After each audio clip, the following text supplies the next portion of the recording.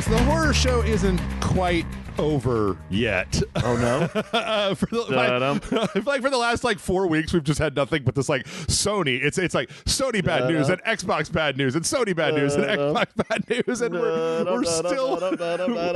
we're still waiting around in that pool, but that's okay because at least we got something to talk about. That's right. Welcome back, everybody, to the RageSelect podcast right here on RageSelect. I'm Jeff. Hi, I'm Bryce. Yeah. We still got a lot. I feel like this all started with you, like 6 weeks ago. I think it was when they first started the Xbox, we're gonna lay everybody off announcements, and then the next week was more and more and more and more. But it seems like it's easing up. I'm hoping for a week where there isn't a horror show. I'd just be like, hey, there's a new Final Fantasy game on the horizon. Hey, everything is cool. Hey, they're giving away Switch 2s at the store for free. But I don't know. I'm not holding my breath. Yeah, well, I mean, with I'm looking over the list here. I wonder if you caught the new Bethesda stuff where they offered us puppy dogs and soda fountains. Oh yeah, that came in after I'd already finalized the news, but I read a little bit of that. But anyway, we'll get into that. Before we do that, though, I finally got a chance to complete the summer double feature, because that Backrooms movie came out on VOD. So now I've seen both Obsession and Backrooms. How did you like Backrooms? I assume it is not as good as Obsession. It's just because I'm a hoity-toity coastal elite. I think that Backrooms actually is more hoity-toity coastal elite than Obsession. Obsession is a very blunt movie. I like it, but it's a very blunt movie. I find it difficult. Yeah. You're not going to walk out of there without understanding what Obsession was about. He's the bad guy. I think that guy might be the bad guy. He's the bad guy. Well, apparently, I say that, but apparently the internet is now just having this argument, and I'm like, okay, I don't want any part of this. You guys can just do this. Whatever on Reddit. You guys can keep the shit on Reddit where it belongs. But Backrooms is weird because it's almost like watching a creepypasta YouTube channel, which is appropriate because of the guy that made it, but then with professional cinematography and name brand actors and a good soundtrack. So it's almost like a really elevated version of the kind of experimental stuff that you would see on YouTube. It's not Obsession looks like when Trey Barker, I watched a lot of their short stuff, their comedy stuff. When he goes from that to the film stuff, it's very Hollywood squeaky. It's a script that's put together in a very Hollywood way. Whereas Backrooms has 7 minutes of a guy walking through piss yellow hallways with no dialogue or soundtrack except for the sound of the buzzing lights overhead that is omnipresent through the entire thing. It's pretty slow. That's what I would say to people. I think it's enjoyable, and it goes in a really bizarre direction. It kind of starts out with the Backrooms, and it's not a video game. What's that? Tell me it's not a video game. It's not a video game. Okay. It's not a video game. It goes off in a very strange direction that gave me a little bit more to think about. It's a very artsy film. It's got a lot of what does it mean to people? What do the Backrooms mean? Where some people are obsessed with this, kind of empty space, and what does that mean about them? And what's the emptiness inside of them, and yada yada yada. Right. What draws it to a furniture store? Right. Why has it got these specific aesthetics? I assume there's a lot of unanswered questions. There's a lot of interpretation, open to interpretation, like you would have with a lot of creepypastas. I'd say the first half of the movie was dangerously close to boring me out of it. It's a lot of setup and a lot of again, the first time we go into the Backrooms, there's a lot of just walking around in the Backrooms kind of stuff. But it was good. It was worth watching. I would say that it was a solid, if it's on HBO Max, go watch it on HBO Max. The only thing about it, Bryce, and this is maybe, there's two things that I learned about myself that I already knew about myself. But one is I'm not afraid of liminal spaces. I don't find them creepy at all. I like them because that's where there's no parents or cops, so that's where you can do drugs, is in liminal spaces. So I've hung out in a lot of them over the years. And two, I don't understand why anybody goes into the Backrooms because it's fucking boring in there. It's either just infinite hallways, and then also there's maybe some monsters or something in here. Don't they get trapped? I thought they got trapped. I mean, in this one, like I mean, it doesn't move around. It doesn't change. It's always just kind of the same thing. Like the guy draws a map of where you can go into it. But when I read, do you think this guy makes an SCP movie next? Do you think they push him to make an SCP movie of some sort? Maybe. I don't know. Like I think SCP is a little flashier than Backrooms / like I guess what Slenderman used to be, or some of the weird like Russian sleep experiment where it's not like a story, it's just a creepy thing, and it doesn't have a beginning or a middle or an end. It's like you just cut this little part right out of the middle, and like that's your story. I got it. The Salad Fingers cinematic universe. Salad Fingers kept going, man. I've been watching new Salad Fingers as of like a year ago. Oh no shit! Oh wow, okay. Yeah. But then even more ripe for the picking. God, live action Salad Fingers? I don't want to see that. Regular Salad Fingers creep me out so hard it took me like 5 years to come back to it. Actually, I wonder why no one's ever gone after Blaseball, the short-lived recent internet web game. Do you remember Blaseball? Blaseball? Oh. I think you told me about it. Yeah, I was super into Blaseball. I think you were the one who told me about it. It was a game where they simulated baseball games. Yeah, like every hour or every 20 minutes or something, and you had coins and you could bet on these different teams, and the teams had emojis as their icons. Yeah, and then it got popular, and they did some like weird lore stuff. Oh no, because it was just like a game. Oh no. So they did some lore stuff. It got popular. They went offline for like 6 or 9 months, and then they came back for a little while, and then they said, "Hey, we're done with Blaseball. Thanks." Yeah. I don't know. I mean, I think that. I honestly think that Hollywood takes all the as always takes all the wrong lessons from this. Like Curry Barker has apparently signed up to make a Texas Chainsaw Massacre movie, and I'm like, the guy that did Obsession is going to make a Texas. That doesn't. I mean, I guess there were parts in that movie like that were visually disturbing, but that movie was nothing like a Texas Chainsaw anything.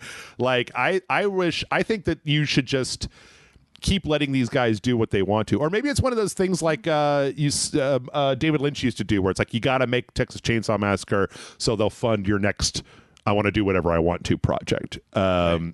But anyway, Backrooms was solid if you've got the patience for it.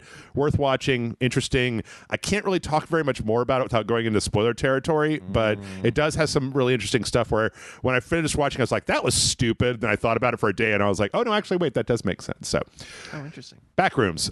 What you got for me, Bryce?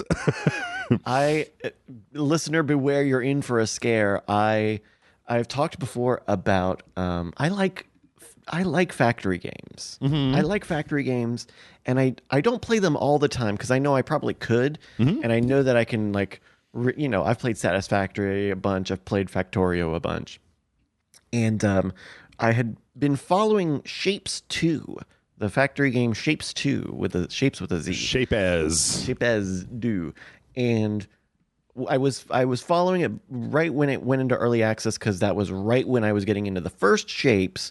And really, really dug that, which was like a 2D top-down factory game. Mm-hmm. And so Shapes 2 is like you're still operating on a 2D plane, but you're in 3D space. So you have layers that you can build around. Okay.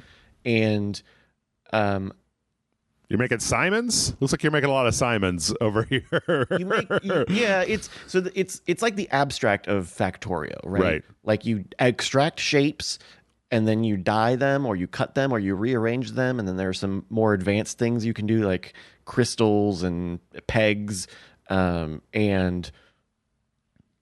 you just build. It gives you goals of things to deliver, and then you do it, and then you move on. Okay. I always kind of bump into the top end of these games where you can just play it the whole time and really do it manually. Of like, okay, now I need to make this shape, so I'll go and mine this, and I'll extract this, and I'll put all these machines together, like bespoke, per the goal. But the end game, or kind of the infinite game at the end of it, is that they'll just keep generating random shapes for you to make.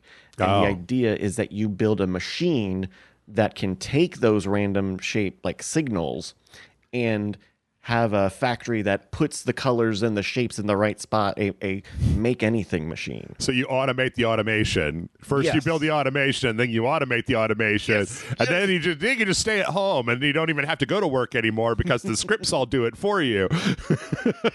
And so I watched a series of videos on YouTube the other day showing how to make a make anything machine, and then I waited about 3 days for the information to really blur, and then I started making it myself. Okay. But one cool thing about Shapes 2, which did go into 1.0 a couple months ago, is they added a new mode. So they have this mode that's very similar to how it is in Shapes 1, where there are milestones. You make this shape, put it together. You're now doing this. And once you can build up to that kind of infinite level. But they have a new mode called manufacture mode, I think is what it's called. And that is a little bit more of a Factorio style concept. Yeah. Where you are given resources and you have to given shapes and you have to up those shapes into other shapes.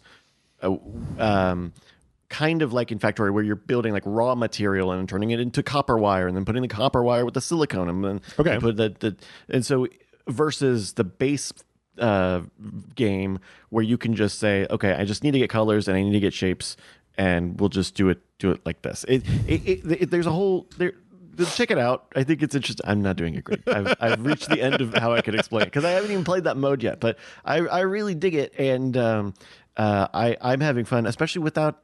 There's no enemies. There's no like limited resources. Right. And so it's all just the pure logic, fucking zone out and where did 10 hours go kind of thing. That has literally been me the past 4 days. See, I thought down in 5 hours disappear. When you started, I thought you were going to say you got really into Pal World. you were because of the automation of your pals. You can do that. Oh yeah, you can make those little guys farm for you. Yeah, you make the rabbit fucking do your chores. Anyway, I was really into Pal World last week. I spent like 35 hours making a Pal World house. Okay, it's time for the horror show, everybody. Bryce, you haven't been on a little while for the podcast. Do you have any like quick hot take feelings about either what's going on at Xbox or I guess all the disc stuff at Sony was kind of the other thing that's been going on recently, just to establish a baseline before we go. None of this is like big. This is mostly just detail of what's happening. So my general stance on this is that this is the outcome of bad leadership decisions, and the punishment is being enacted on the people who actually make the games, who directly provide the value to the company. Yes. And ultimately, I feel like what we've seen in the last few weeks while this Xbox reset has been happening are all of the things that you would do if you wanted to completely shut Xbox down and you were Microsoft, and you can't just say, we're going to shut Xbox down. We have to trim it and trim it and trim it. And don't worry, we're going to make Fallout 5. And don't worry, we're still going to make Elder Scrolls and all these games that you love. And trim it and trim it and trim it until you're just left with the games that have survived and have proven that they X, Y, and Z. And it's Candy Crush and Diablo. Okay. I mean, I'm relatively on the same page. The only thing that's different for me was after reading last week all the details of the separations between the other studios and stuff. It seems like, and I really don't want this to come off when I say this, because it's going to sound a lot of this podcast like I'm defending Microsoft, and I'm really not. No. What I'm saying is that, like, I've seen this particular scenario. One, this has been a problem for about a decade with Microsoft. Like, this isn't a thing that happened, like, even with the purchase of Activision Blizzard. This was happening before that. And then two, after having watched Embracer and EA and a bunch of other companies buy up these little studios and then destroy them. Like, the idea that a lot of these studios are being divorced from Microsoft whole cloth and handed their IPs to go with them, like, is, in my opinion at least, much more humane than what could have happened of just like, well, we just fired 3,200 people and like, no, we're keeping all of the IP and you guys can all go fuck yourselves. So I don't know. There's been a lot of static that I've seen about directed towards Asha Sharma recently, and I She's just the figurehead for this. She is on the altar. What are you fucking talking about? What, me? No, just the people we're imagining. Right. Yes. Yeah. And it's like I think that she came in and she did. I mean, this is pretty much what I would expect. She spent about a month building up goodwill, doing whatever anybody asked her to in order to like get on everybody's good side, and then very specifically came out and said, "We're about to get out the chainsaw. I'm very sorry. This was 10 years of mismanagement that had nothing to do with me." And then they got out the chainsaw and started cutting as shallowly as they could.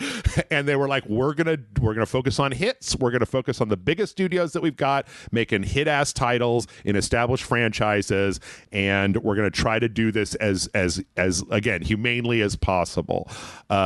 Because I don't know. I was reading some tweets the other day where it was like the alternative to this was this edifice, this crumbling edifice that they built, continuing to just like bleed money all over the place with no games to show for it. For sure. But what we're not seeing is the tightening of belts, or Phil Spencer getting on stage and really rolling up his sleeves and saying, "Come on, guys, we really got to make video games."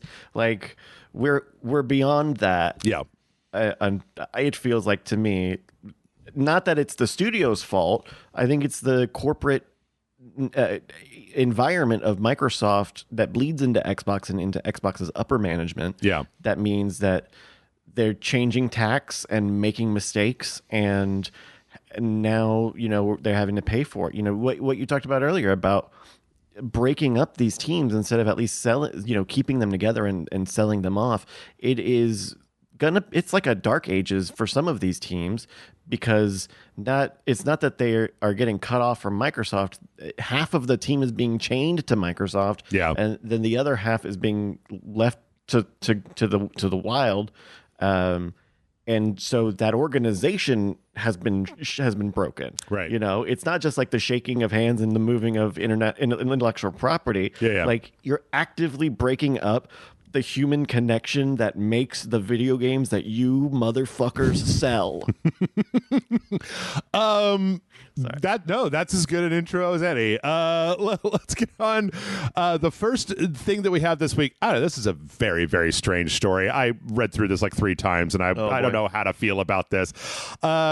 The Federal Reserve, the United States Federal Reserve, is apparently putting together a bunch of little groups to analyze and comment on and make suggestions about what to do with various sections of the economy, quote unquote, the economy. And apparently Asha Sharma is joining this kind of technology group. That's also going to have Charles I. Jones, who's an economist who worked for Anthropic, and then Mark Andreessen, who's one of these venture capital jerk-offs that I don't like very much. And I'm like, again, I don't know anything about Asha Sharma, but given that lineup, I'm like, Asha Sharma, I feel like was put in a bad situation, and so far has done a pretty good job. And so I think that having her on this particular team, it doesn't exactly outweigh the fucking venture capital ghouls and the AI folks, but it's and she comes from Microsoft's AI division, so I think that's kind of part of this task force too. Yeah, I don't know. I mean, yeah. There's been this kind of knee-jerk reaction of like, well, Microsoft just laid off 3,200 people, and then they hired the lady that did it to advise the Federal Reserve, and it's like, this is kind of what got me all in my feelings last week. Yeah. It's like, I mean, yes, this is so small. Nobody knows what this is, and this doesn't really mean anything, and it's. In my eyes, this is something she does for 1 hour once a month, mm-hmm. and that's it. That's the extent of whatever this task force is. Yeah, it's not like she's going out and knocking on doors and getting the survey data. Or, they get on a Zoom call and they say, "No, AI is great. Fucking buy our product." Yeah, maybe. I don't know, because Anthropic was also the company that pushed back against the defense contract stuff that got put on the fucking don't interact with them list. So I don't know. But it's just a task force. So honestly, if they whatever their opinion is, the actual Fed can choose ultimately to do whatever. That's true. Also, I don't know. I guess my political opinions just start bleeding out over here. The Federal Reserve is one of the sections of the government that I feel like has been able to resist a lot of the influence of the current administrations, just like open the floodgates for unlimited capital acquisition stuff with Jerome Powell and even the new guy, Kevin Warsh, who is desperately trying to not be seen as a tool of the White House. So I don't know. I guess I look at this and go like, maybe this could be good news. I don't know. Anyway, let's shift gears to talk about actual like video game stuff. Okay. I just thought that was interesting. Fans are flooding the player voice portal that Microsoft somehow still has out there, demanding that Xbox stop laying off people and dissolving companies. We want to. So what was this? The 5 things they want: keep teams together, no layoffs for the next 2 years, and end studio closures. Studio closures hurt the fans of that studio. 2, Xbox is already profitable without reaching 1 billion people every day. Stop constraining Xbox by unrealistic profit expectations. 3, trust the developers. Negotiate in good faith with unions and developers so they can better represent the needs of both developers and gamers. 4, layoffs are a failure of leadership. No executive bonuses while there is a layoff. Good luck with that one. 5, invest in the future of gaming. Invest in the future generation of video game developers instead of unpopular technologies like AI that players don't want. Yeah, this is kind of like this is kind of the mirror of what we're seeing with Sony, where there's a lot of people that are complaining, but like I think we've reached the point where there is no amount of internet complaining that is going to stop what is happening here or reverse course. Also, as near as I could tell, it's pretty much already done. Like, well, no, they're gonna. Well, at least on the Microsoft side, they said they're gonna do it again. They only did half of the layoffs that they announced. Oh yeah. But I mean, I don't think that the individual. I don't know. Maybe the individual studios are going to be hit again, but it seems like what they've got. Like when you hear the results of like id Software lost a whole bunch of people. I don't think they're going to fire any more people from id Software because it would become useless. With fewer people than that, or like Elder Scrolls Online that actually does make money for them. I don't think it would make sense to fire even more people from there. I mean, and I don't know. That may or may not be the case. Like, no, that's true. I think there are. I mean, if we were being smart, they would keep these teams together and just make money making video games. But yeah, it's tough because we know the layoffs are coming again, and it will probably be not like what we saw this time where it was pretty general and across almost all of the studios. Right. It will probably be the shuttering of the small studios or extreme layoffs on the smaller underperforming, Turn 10 becomes a skeleton crew. Anyone in Bethesda who's not on Fallout or Elder Scrolls and hasn't already been fired, anyone at Obsidian who's not working on the Fallout Obsidian thing that they're going to work on is going to be redundant. Like, they've already said they're going to focus on the big hitters. We're going to see, I guess, who's able to make product for those in the next year. I don't know. I often wonder whether I felt like I don't know. I don't want to talk out my ass. I felt like I was reading something that said that, like, they talked about 1,600 people being laid off, but that, like, not, even the majority of that wasn't specific developers in studios. That there's a lot of, like, they talked about the 14 layers of bureaucracy that things were going through, and that my impression, at least what I got, was that a lot of the middle management, production people that were higher up, that were not like artists drawing concept art, but there was the people that were part of those calcified layers of bureaucracy, that was the majority of what was getting phased out, as opposed to, I mean, the teams here definitely took a hit, but what is it? Like, it is down to, like, what was it?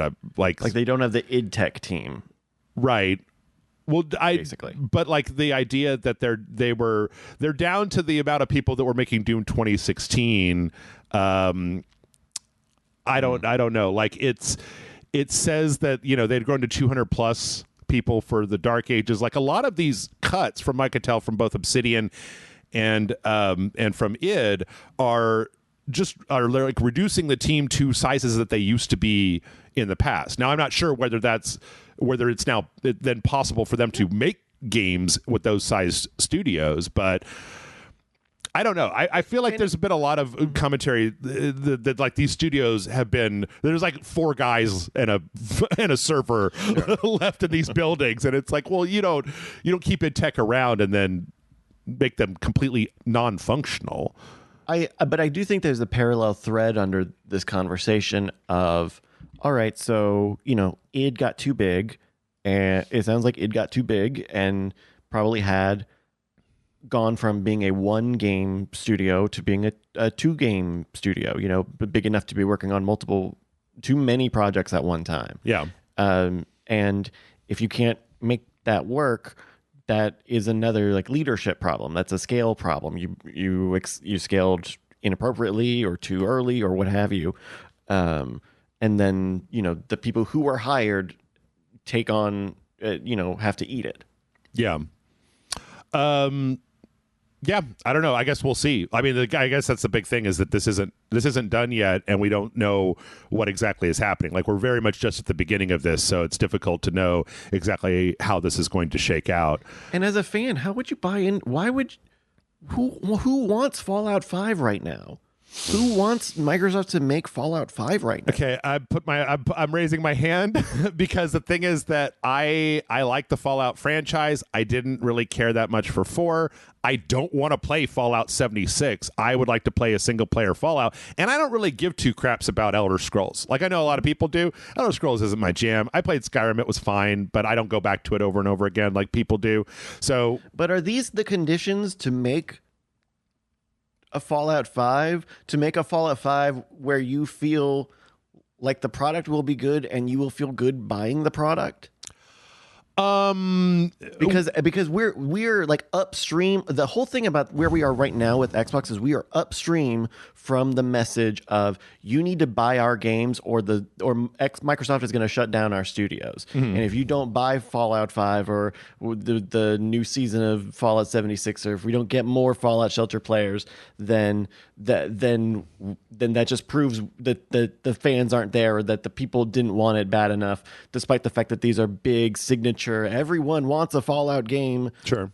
Game. Like, yeah, on paper, I would love a new Fallout, but are these good conditions where they're going to be forced to pump out a game in 2 years and it looks more like the size of The Outer Worlds, or what? I mean, the thing for me is that they had pretty much Bethesda had pretty much unlimited time and budget to make Starfield, and Starfield is fine, but it's like once they did a series of updates and fixes, but the problems with Starfield were structural. Starfield is made in the Fallout engine. Like, those planets are big houses, and the bases are furniture inside of those houses. Like, no one should have allowed them to do that. They should have had to use a big boy grown-up engine that can make a world, not make a big ass house that you have to go through a cut scene in order to get to. Like, the idea that Starfield got made the way that it made, to me, indicates that, like, and maybe this is speaking to exactly what you're saying,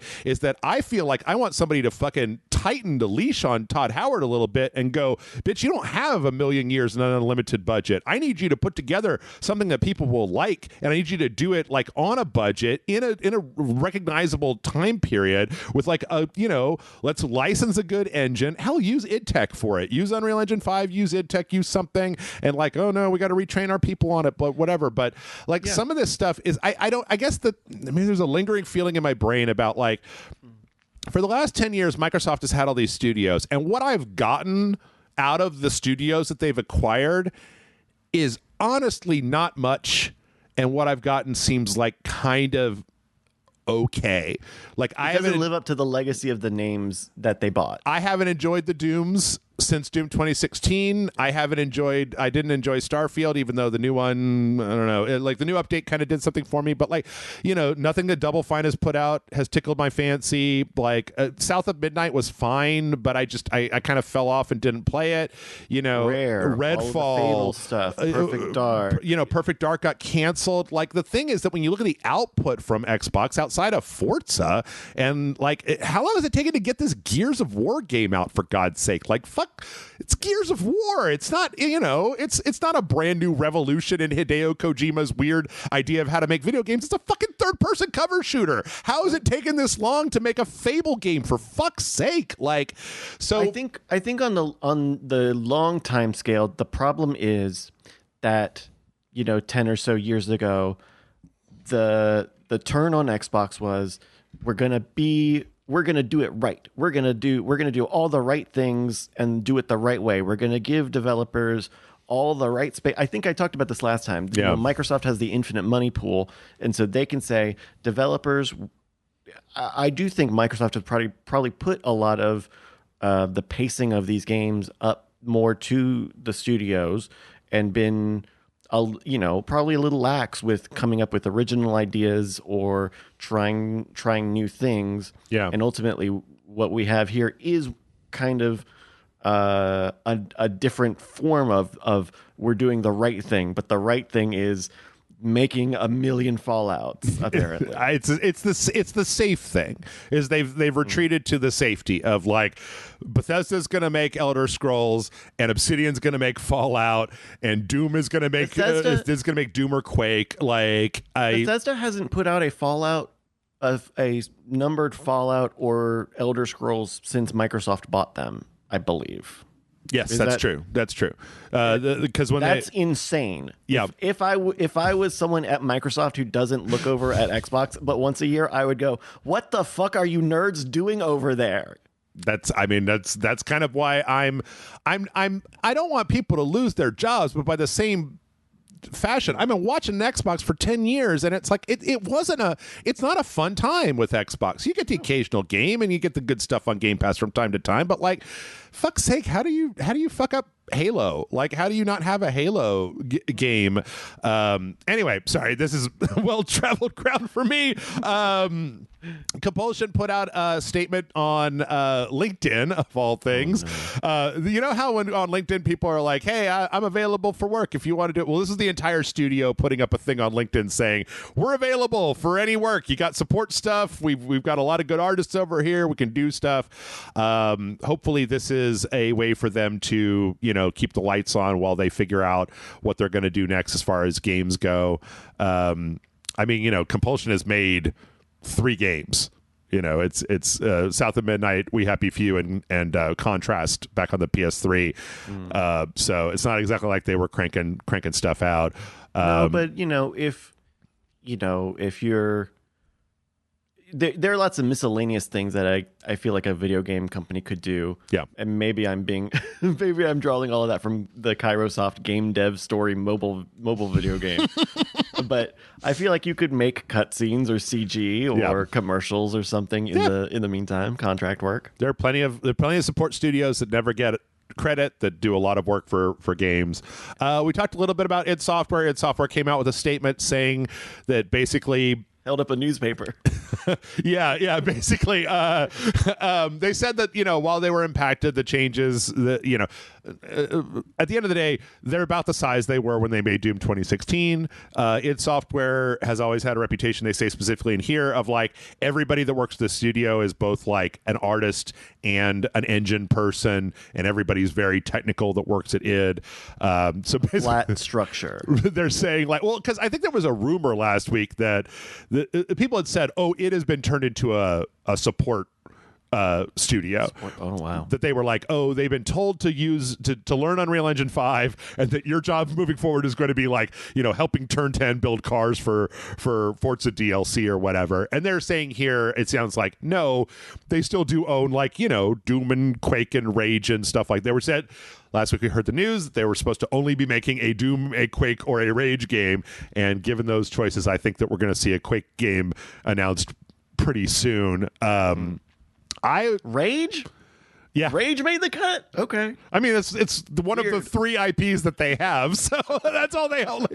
They were like, apparently they were working on. They were messing around with that Perfect Dark reboot, as well as like a John Wick style game, and they came in and they were just like, no, it's software. You're gonna make Doom or Quake or Rage. That's kind of one of the things where I'm like, yes, please make them do something that's not, hey, what about that Perfect Dark game that hurts everyone that gets anywhere near it.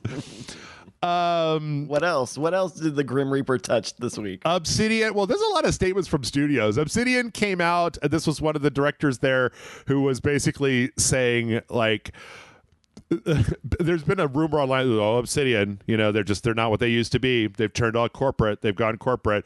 And this was the leader saying, like, the people have no idea what the fuck they're talking about. Like, the people that wrote Outer Worlds 2 are the people that were with us when we made, like, Fallout New Vegas and were, like, script supervisors and stuff like that. That the people that are working at Obsidian are the people that have been there for quite some time.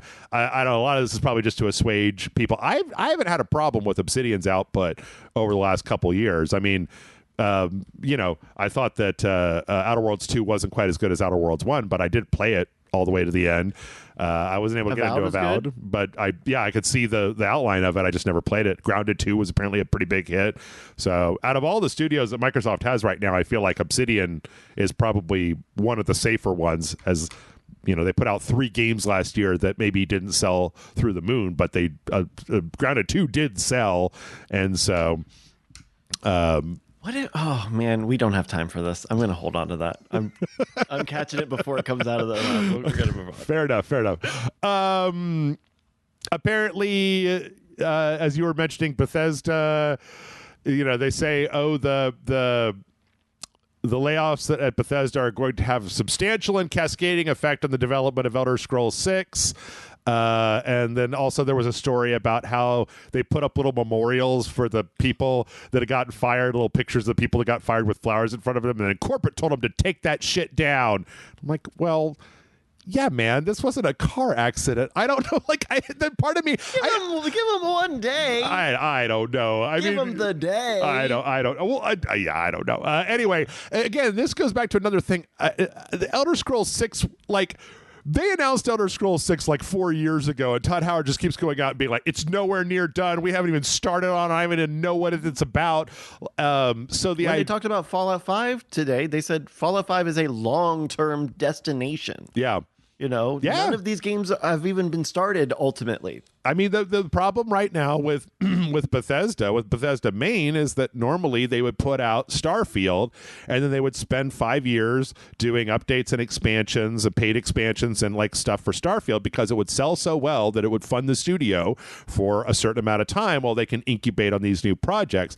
But I think they got a little over their skis with Elder Scrolls Online and Fallout 76 and Elder Scrolls 6 and like just all this stuff. Live service. They fell into the live service sandtrap. I think they did. And so the idea that like, Elder Scrolls 6 might even be further off than you think. And I'm like, in my mind, Elder Scrolls 6 doesn't exist. Until I see a gameplay trailer, Elder Scrolls 6 might as well be unannounced. It's a logo. Right. Like Starfield is a logo. Right. Or when they announced Starfield. Right. Like, when you show me gameplay of a guy with a sword running around, then I'll believe it's a thing.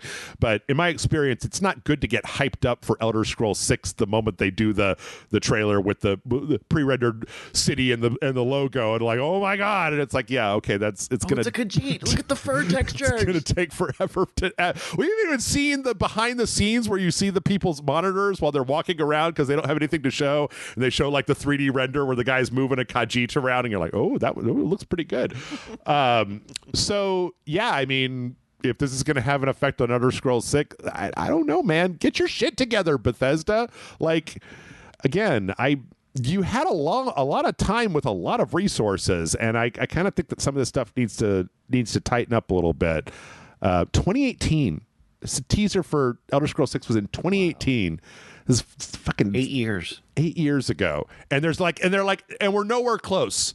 We're nowhere. It's barely even started yet, and it's like, well, okay. I mean, I think what is going to happen is going to probably be what we saw broadly with like Dragon Age or Mass Effect. Like, development hell. at some point either development hell or like corporate like flanderizing. Like, no, you need to make a game and it needs to come out in 2 years and push it, and it just I don't know, make everything a square. Use a square for all of your UI stuff, and we got to ship it. I don't want to damn these projects before they come out, but it definitely sounds like they're going to push these teams to make an Elder Scrolls and a Fallout and an Obsidian Fallout within the next, 18 months. Yeah. I don't know. I guess we'll see where that's a good thing. I mean, maybe they push all these projects out and they're all trash.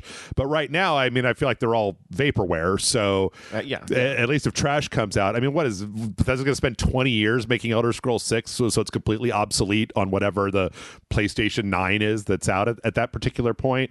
I mean, at some point you do have to take like development time and budget into consideration. But I think that goes back to my idea that Microsoft was kind of asleep at the wheel. Yeah. Like they bought Bethesda and they trusted Bethesda, and then Bethesda with like the infinite money spigot said, we got a new idea, we're going to go all in on it, instead of like kind of being more measured and having teams getting at least more started on these Fallout or Elder Scrolls projects that everyone knew was going to be coming down the pipe anyway. Yep. And so it's the best time to plant a tree is today. Unfortunately, it's Microsoft telling us that axiom, which is really unfortunate for a $1 trillion company. Very much so.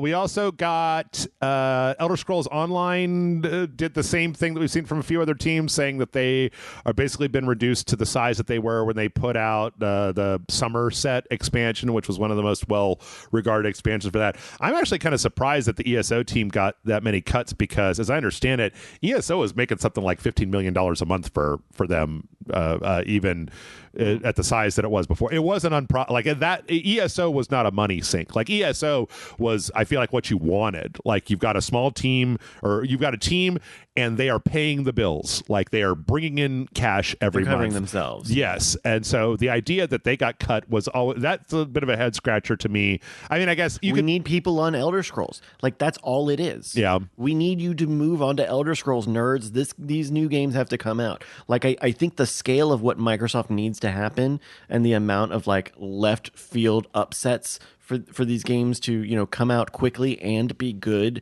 all like consecutively is like super unlikely, and they're doing things like this, dumb things like this, quote unquote dumb things on paper that don't quite make sense.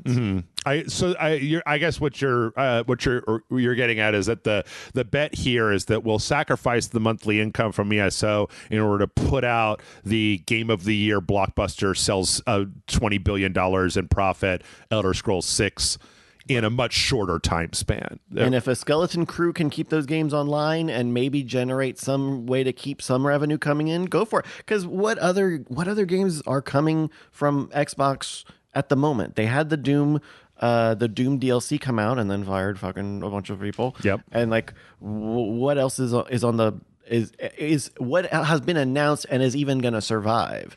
Because they stopped announcing things a little while ago, kind of seeing this on the horizon. I mean, Gears, Fable, Halo remake, and Forza and Halo and PlayStation. Yeah, Forza's got a bunch of DLC, cars and seasons and stuff that's coming for them. I was going to say that Senua was that's such a shit ass move. That's the one thing that I will just be like, man, you guys, that's some cynical ass shit right there. I don't remember what else. It's really I'm always just we keep talking about this on the show because this story won't go away for all the reasons we've explained. Yeah, but like it's so weird to see such a huge company having to act scrappy. Right. Having to be so big and having to act scrappy. Yeah. Yeah. Let's see. None of this is Microsoft. None of this is Microsoft. Going through some of the old announcements, and this is their last showcase. I think maybe Obsidian had Oh no, wait, they had their own. They had their own showcase not that long ago. I don't know. Right. That was it specifically? But even when they've done that, it's been like, here are the 4 games, and it's like Kiln, and E-Day, Fable, no, that's not it. State of Decay 3, which is getting chopped off. Sea of Thieves, Fallout 76, Doom Dark Ages, Age of Empires. That team's still running. They're tiny. Minecraft Dungeons 2. Minecraft Diablo, that's going to be a lot of people. Yeah, so Flight Simulator, Flight Simulator, and Modern Warfare. I've enjoyed your last Flight Simulator game. Sorry, everybody. Yeah, and Call of Duty. And Call of Duty. It's crazy that Call of Duty is the thing that holds all of this together. Yeah, that and Candy Crush. Yep.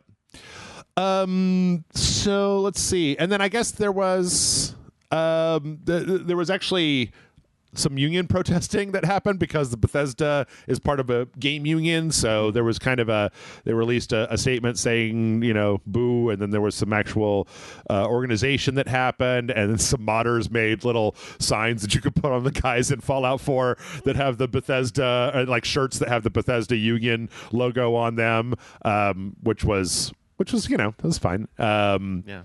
Hopefully they can get good separation packages and settlements for these workers. Yes. I don't think the reinstatement's not on the board in question here. Yeah, I don't like between this and the Sony thing. I feel like there's been I don't know if this is just an online thing of like they need to take it all back and reverse course to where they were 2 weeks ago, and I'm like, none of that's happening. Like, I don't know. We got to just figure out what's going to happen moving forward.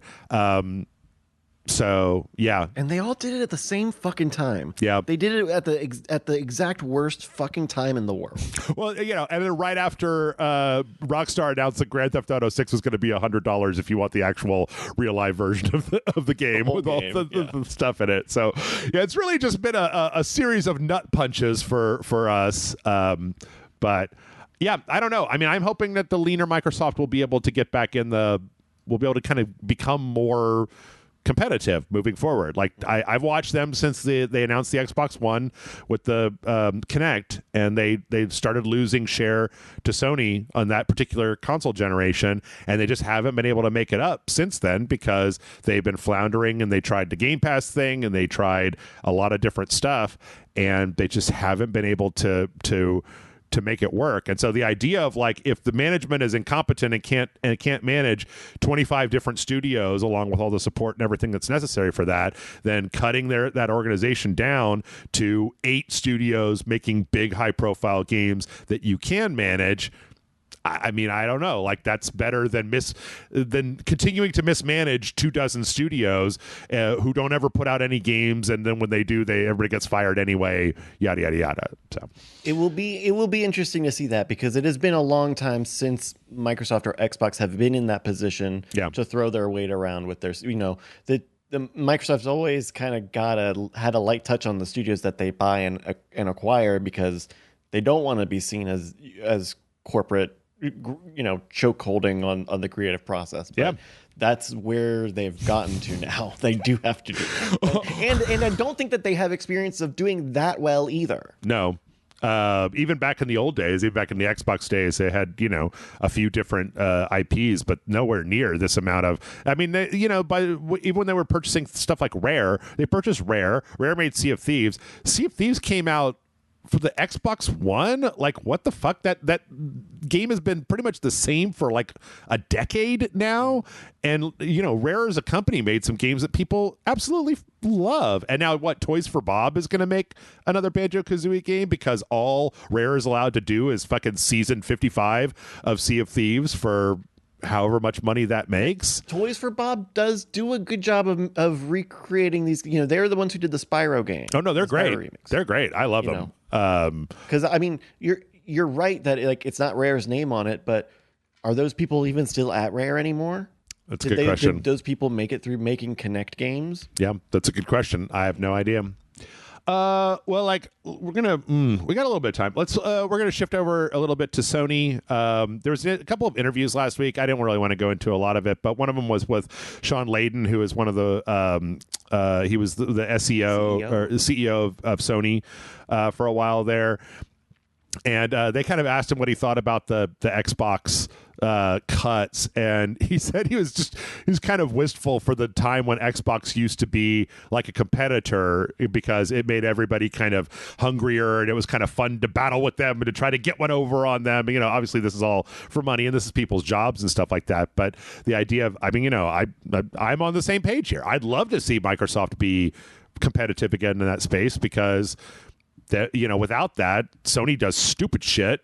Like you need a competitor to keep you from doing stupid shit, and I think the only way for that to happen is for Xbox to kind of get back up on the horse, because I don't think Nintendo's going head to head with Sony any day at any point.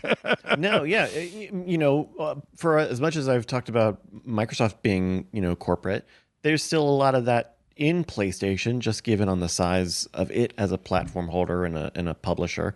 And we've seen that when Sony gets successful, we get fucking arrogant Sony. Yep.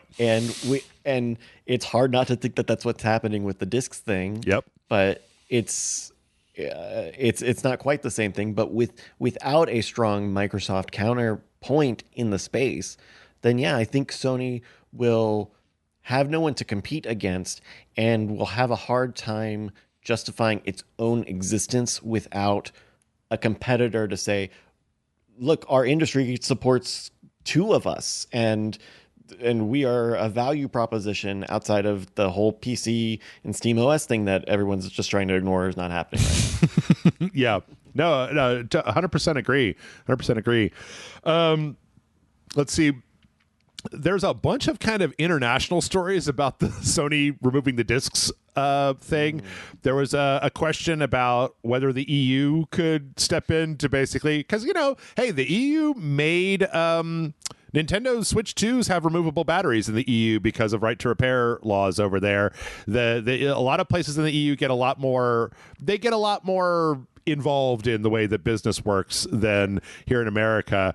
There's a lot of that going on in the mobile phone space with the AI stuff, and Apple specifically. Yes. An EU commissioner basically said, like, no, we can't really do anything about that. It's not necessarily considered anti-competitive to be like, you bought a PlayStation and you buy PlayStation games on the PlayStation Store.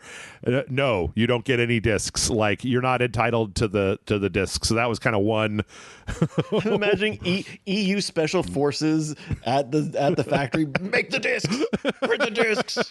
What is that? It does come down to Here's a quote from this guy.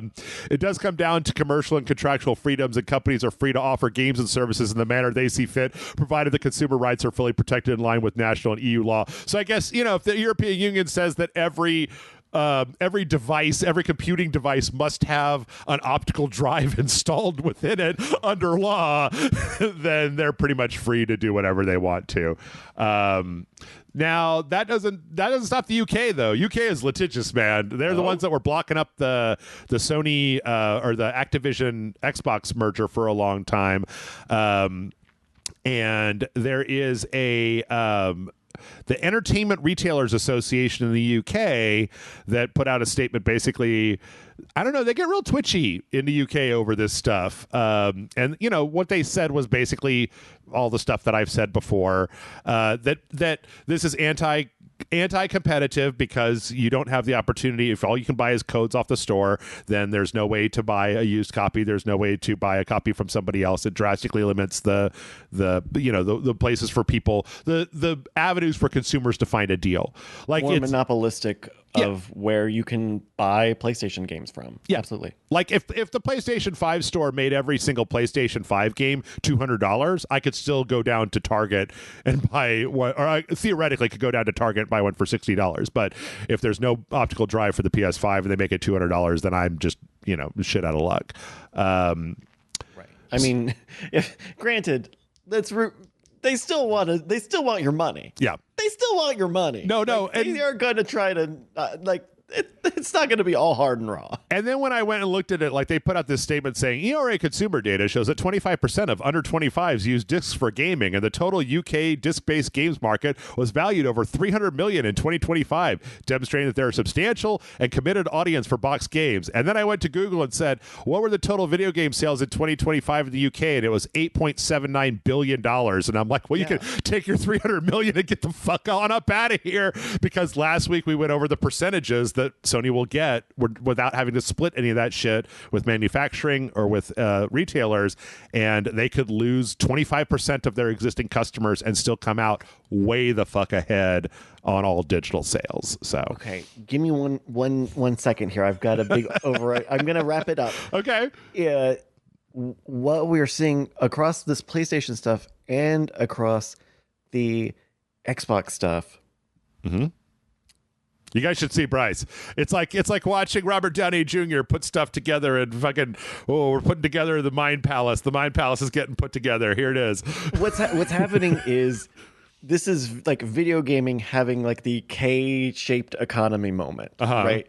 The idea of we don't need to appeal to everybody anymore. Yep. We just need to appeal to the people who have enough money to buy our products and to go after more luxury and $100 GTA audiences. Yes. Because for Sony, it doesn't make sense to make a machine that plays Balatro on it. Like, sure, it can, but that's not where the money moves. And similar for Xbox, like, hey, you need to make Fallout. You don't get to make little ideas and hope that they catch sparks. We need you to be making big games of the things that are going to be big. You're telling me that we're not going to get a sequel to Kiln? Is that what you're telling me? Is that you don't want a sequel to the online multiplayer? I made unless it's Fallout Shelter DLC. No, it's never gonna happen. They put a lot of killed characters in the Fallout Shelter this week. This is the next story that I had here. Oh no, my vase has radiation poisoning. Oh no, shit. I sent it out on a mission and now it came back all cracked. It's all broken. Damn. All right. Well, you know what? With that, we're going to go ahead and take a break. We come back. We got some more Sony left to go, but we're going to go through it pretty quick because there's other horror shows to examine. So stick around, and we'll be right back in just a minute.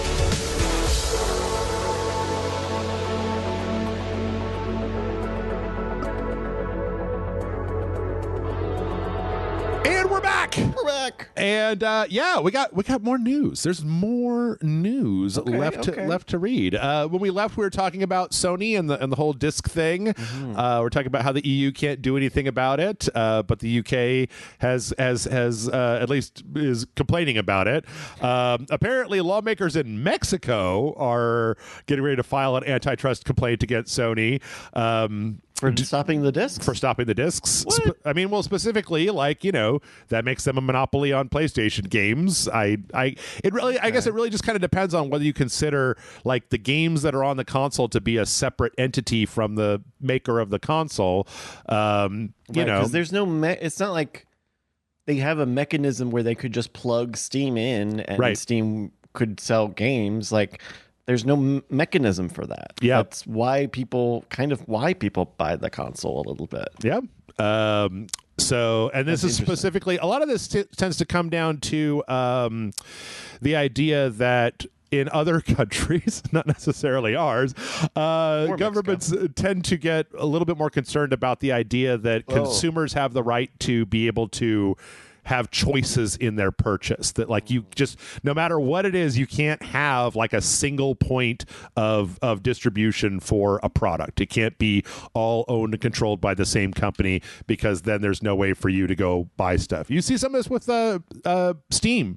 Like Steam has had some lawsuits about how you can't necessarily buy Steam codes in other places, and how Steam won't allow you to put a game on Steam. Like if you have a game on Steam, you can't offer it cheaper on another platform, or else Steam will delist your game, which Steam says they don't ever do. But then there's like emails of them telling people, yes, we will do this if you put your game on a Humble Bundle for less than it is on Steam.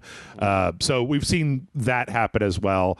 But there's also, and part of that is this Dutch consumer group that was already, I believe, suing Sony for this same idea of like, even with the discs, that Sony still controls the platform and everything, that you can't have, some places will make the argument that it's like, you should allow other people to make a PlayStation game without any input from Sony whatsoever that can be put into a PlayStation and played, because that's what competition is. They shouldn't have to go through the person that makes the player in order to put something on that platform.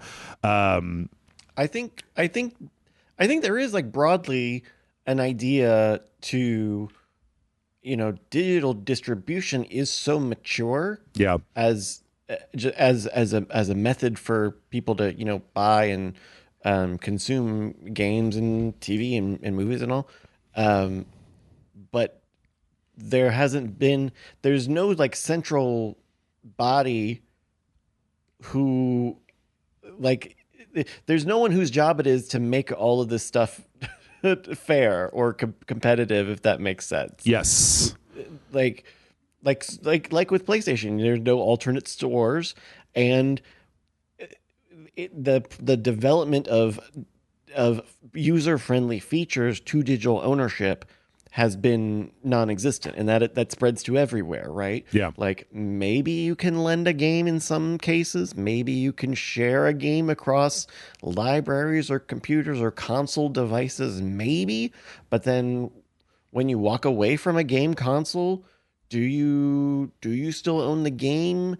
How long do you own a game for? What does it mean to own a game digitally? And why hasn't anyone done anything in the last 15 years to make that like materially as good as having a disc in your hand? Well, they did, Bryce. It's called an NFT. You guys just didn't like it and you didn't engage with it. You put your game ownership on the blockchain, and no matter where you go, you know that you have digital ownership over a specific digital good. I mean, that was unrealistic, especially the way that was being done. Sure. But what I think would be and probably the thing that actually got all these ideas to get pitched in the first place was like, what if I went and bought Disco Elysium, and then there was a ledger out there that said you own Disco Elysium. Right. And I log into my PlayStation 6 and it checks the ledger and it says, oh, you own Disco Elysium. You can play that game that you own on this device. Mm-hmm. I mean, it's magical, and it doesn't make any sense with the way that the world works or with anybody's motivations. But that would be some progress. That would be better than 10 and 15 years of doing jack squat. Sony doesn't have a refund policy even. Yep. Like, it's great that Steam has a refund policy that they benevolently give to its users, mm-hmm. but it's not like that's any sort of guideline or law or best practice even. Yeah.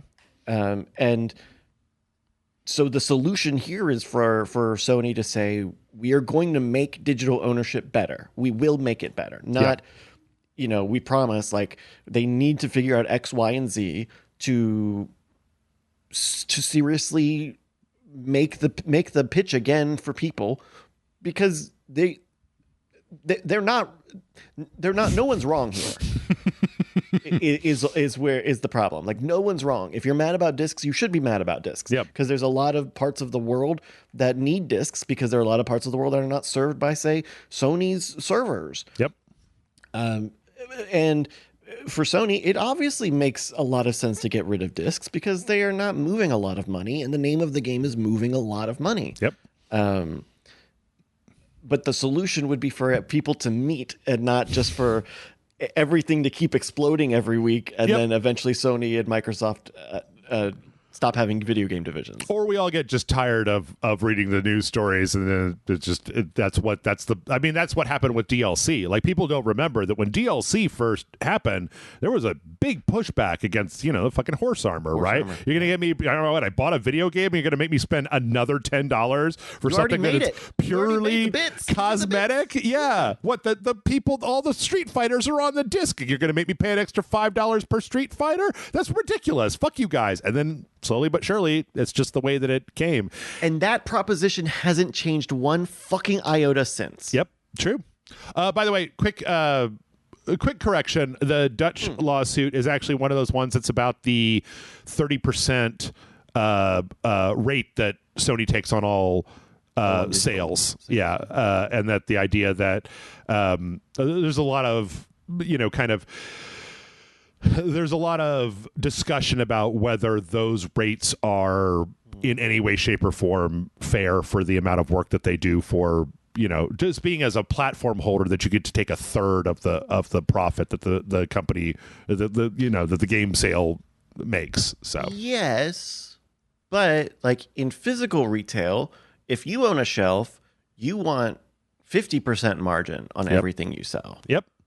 Granted, we're talking about like cookies and Doritos and stuff, but like that's the analogous thing that at least the company, someone who will defend the companies will say is, well, stores normally try to get 50% because there's so many hands that raw material, the actual things, actual atoms have to go through, and not just bits that you copy over and over on a server. Yeah. I mean, at the end of the day, it's basically like you just don't want any of these systems to be so closed that the same person that sells you the box sells you the stuff that runs on the box, and that there's no alternative whatsoever. It's kind of like what we were talking about with the Xbox and PlayStation. You actually said it earlier. Like, if Xbox crashes and burns, there is nothing to stop Sony from going back to stupid ass Sony. I'm going to charge you way too much, and we're going to, and you're going to fucking eat it, piggies, because there's nothing else in the world for you to do. Whereas at least if there's some competition, then they have to try to discount the console or give you a 20% summer sale or whatever to get you in to do stuff. So, because if they don't, then no one's had to ask Sony an existential question about gaming. Because Microsoft exists, Sony says, there exists a market for there to be consoles and for there to be subsidized or simplified gaming. Yep. Let's see. Consumers have been spamming all of Sony's tweets and YouTube videos with this like no disc, no game, or what do they say? No disc, no buy is what they're saying. That's not very snappy. They need to take that one back to the workshop a little bit. For the discs. Hashtag for the discs. And this had been five the discs. This had been pretty universal right up until the point where apparently they just released these Black Ops 1 and Black Ops 2 remasters, at which point the Righteous Fury was a little bit diluted by people that were just talking about how much they loved Black Ops 1 and Black Ops 2, which is this is just kind of a microcosm of just exactly what's going to happen. Is like, you have the Righteous Fury right now, but then fucking, Wolverine comes out and people are talking about Wolverine and how much they like the game, and they're not talking about this stuff anymore. But also, Sony's never been like warm and friendly with their audience. Yeah. Like they've always kind of been like a up here, down there sort of thing. Yeah. Where like Microsoft has always tried to like bridge the divide.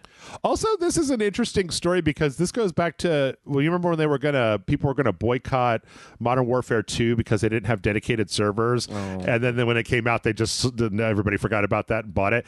These Black Ops 1 and 2 ports are like, they're not remastered. I've heard they're bad. They're very bad, and they're $40 a piece without their DLC, which costs $30. So each one of these costs $70 for like a non-upgraded Black Ops 1 and Black Ops 2, to the point where apparently a lot of like the exploits, like people are taking broken save files from like a what happens is you go to the PS4, you export your save file to a USB, you take that to a computer, you alter your save file, you put it back in there, you load into the server, the match starts, your character explodes, and you get 10 million XP, and everybody else dies and the match is over, the end. And they're like, well, we're looking into that. And I'm like, I don't know. This is just this whole thing. I've been watching this Black Ops thing, and it just seemed like the most slipshod, like 2-week fucking, again, bad timing on top of bad timing. Well, more that it was just lazy, like that they just kind of slapped it together and put it out. Like, I don't know, whatever. Okay, here's an idea. Did Microsoft tell Activision to make these ports bad? to try to draw some heat away. Oh boy, somebody call CoffeeZilla. We need Sony to make some tweets, man. Hey, that's what they were saying in the trade commission when they were trying to buy Activision. It's like literally the Sony reps were like they could make it run worse on the PlayStation so that you wanted to buy it on the Xbox. I mean, right now it actually does run better on the Xbox because you can play the backwards compatible 360 versions and they run better because of the backwards compatibility stuff on the Xbox. So. Oh yeah. Let's see. We also got the confirmation. This is just a brief thing that that God of War Lao Fei will be releasing on a disc, and then people are taking that to then be a confirmation that it is coming out in 2027 because Sony has said that as of 2028, no more discs. So we don't have a release date for it, but that announcement has now been paired with the idea that it's got to come out sometime next year. So I'm not the type of guy to throw around the word performative. But this is such a performative fucking statement. Okay. Yep. I guess it's a Sony studio. So. It was a response to a direct question on Twitter, and it wasn't like they didn't make a press release saying like it's gonna be on a disc. Like it was just a reply to a comment on the tweet. So. Oh, that was good. Scroll down for the payers. That's it. Yeah, there you go. That's good. That's good. That's better. Thank you to the internet. Well, there's a lot of memes. A lot of memes here. It's okay. That's a little weird. Okay, let's get the choking screen off. All right. Yes. Okay, so we got a lot of doom and gloom, but here's some good news. Oh yes, thank you. So there are a number of different PlayStation 5 emulators that are in development. We don't have like a full-on PS5 emulation solution yet, but this is real small ball, but if you know about these things, it ends up being a pretty decent thing. One of these, KYTY PS5, can now boot up and run Grand Theft Auto 5, not at a good frame rate and not like super detailed into the game, but it can at least launch that ROM and get to the menu screens, which is the first step. This is the news that you read, and then 2 years later, it turns out that it could totally run it just fine. But if Sony's going to do away with discs, then the emulators are very important moving forward, as they're going to be the only way to play some of this stuff. Yeah. Again, everybody's right. The preservationists are right, but. It's very disingenuous to not say that games preservation has gone digital. Like the way that preservationists save games functionally is ROMs and saving the binary and saving data, especially with games getting updates. Of course, if any, it's just trash. It just becomes junk on a long enough time scale. You're just making us print expensive coasters so that there can be coasters to be saved, which it sounds a little Funko Poppy when you put it in that perspective. Yeah. So that's how I feel about the I get it. You're not wrong. Everyone's right about the discs, but please. Yeah. Well, that's what I was saying last week. I mean, the thing is that even when you take out all of the rest of this stuff, Sony specifically was 85% of sales for the PlayStation were digital. So it's not like you're cutting off half your profits. Already, the vast majority of people are mostly buying these games digitally. In fact, I honestly think that if Sony would have just announced something like Nintendo did with the game sharing, if they had just set up some kind of formalized family plan sharing, where I can loan a game to Bryce and he can play it, that probably would have assuaged a good 40% of the people being mad online about this stuff. Yeah. But then they would have to put money, they would just spend money to save money. Yes.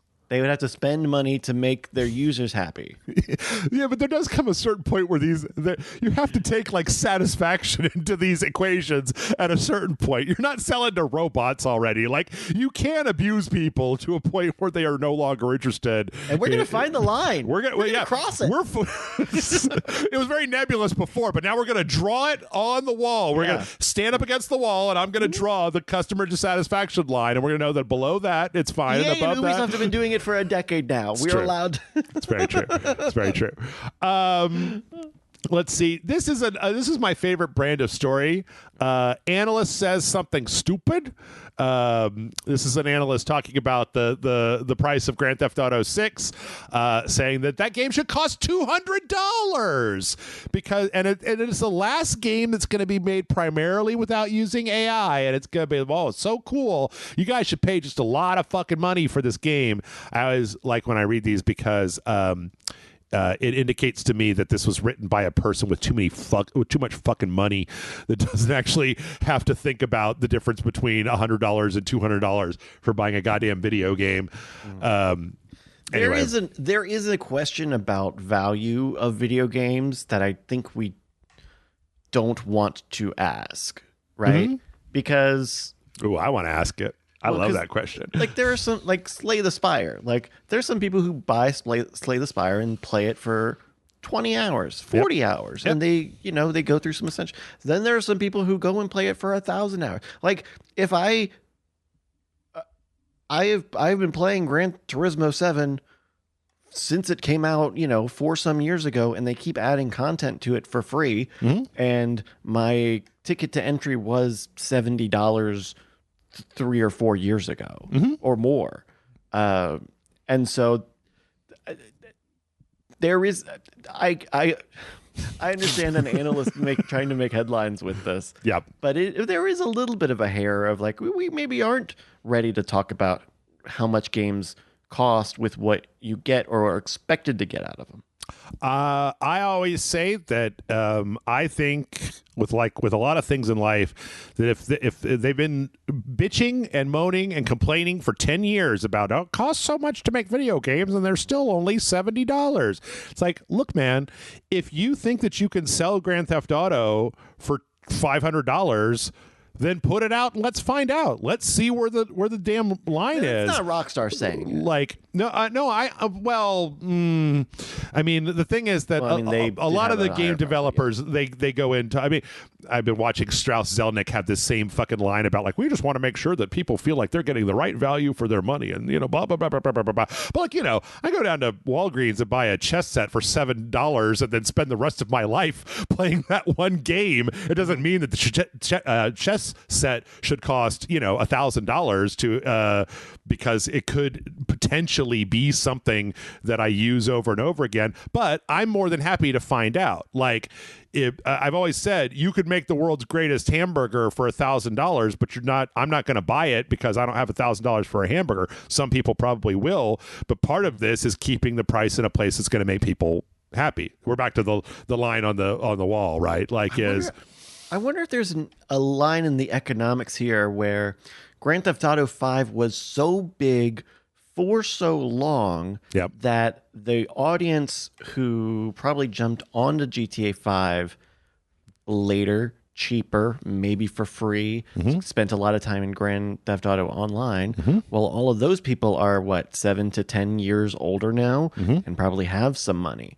I mean, I don't think it's out of left field for an analyst to say the market maybe could bear a $200 Grand Theft Auto because Rockstar have shown that these games have legs, have fundamental, foundational legs that people want to play the game where you drive around and shoot guns and blow shit up.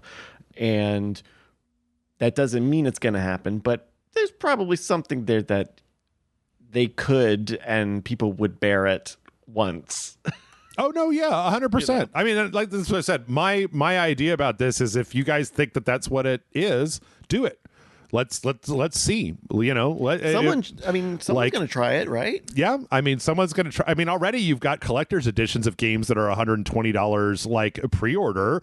You've got games that have a full set of features. If you add up all the DLC for some of those fucking Japanese booby ninja games, it's like $375 worth of DLC on a $70 video game if you bought all of it.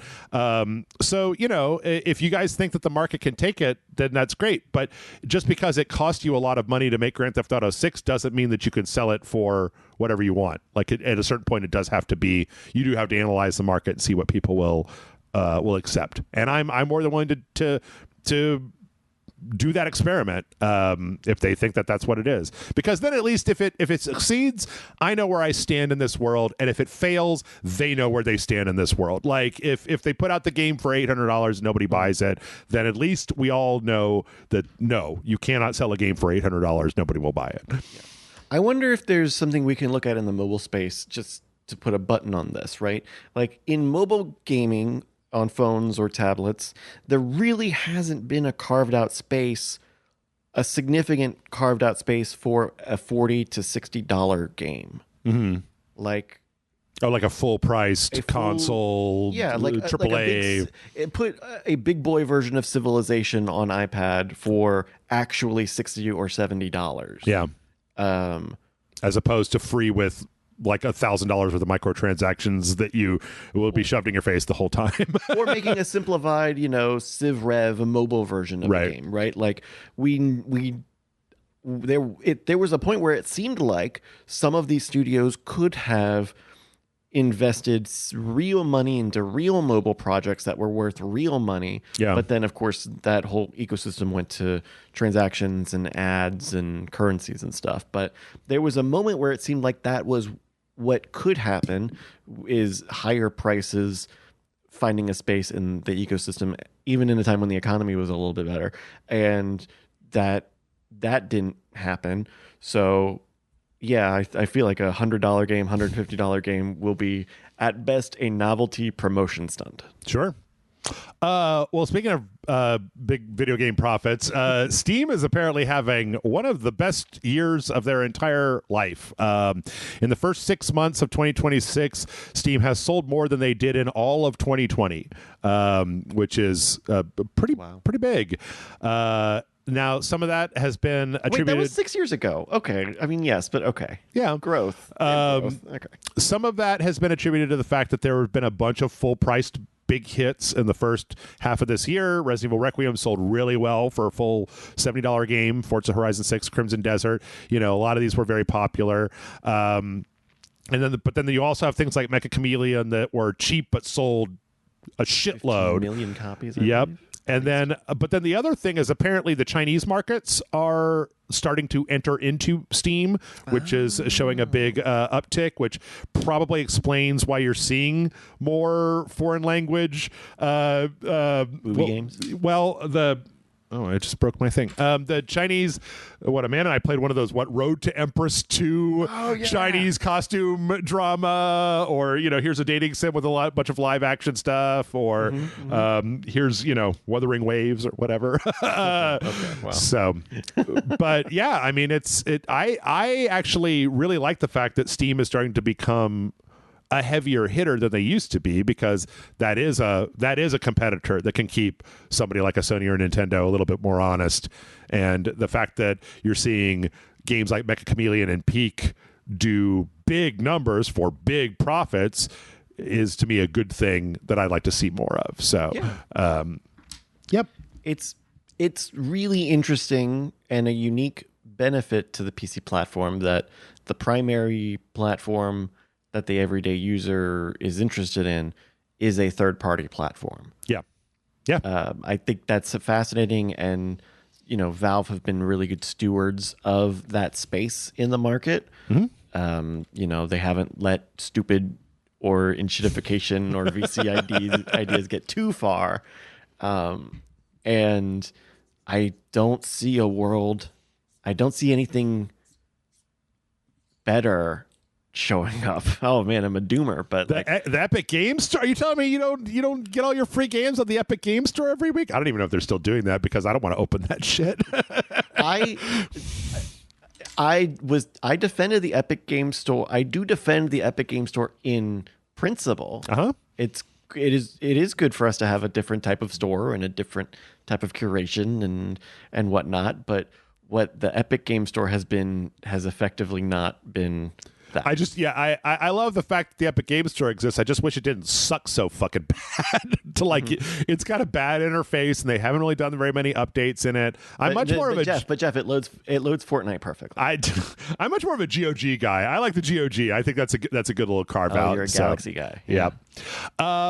We've started to see some great on frame tags show up in Steam. So I don't know if you know this, but in Steam they have Great on Deck that is a game that's been certified to run very well on the Steam Deck, and we're starting to see Great on Frame. This was specifically with Portal VR thing. Yes, that's their VR headset they announced with the controller and the machine.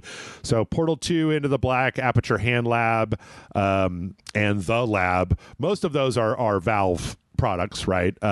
Into the Black is a third party thing, but this is an indication that we're probably on the cusp of seeing the full-on announcement and release of the frame.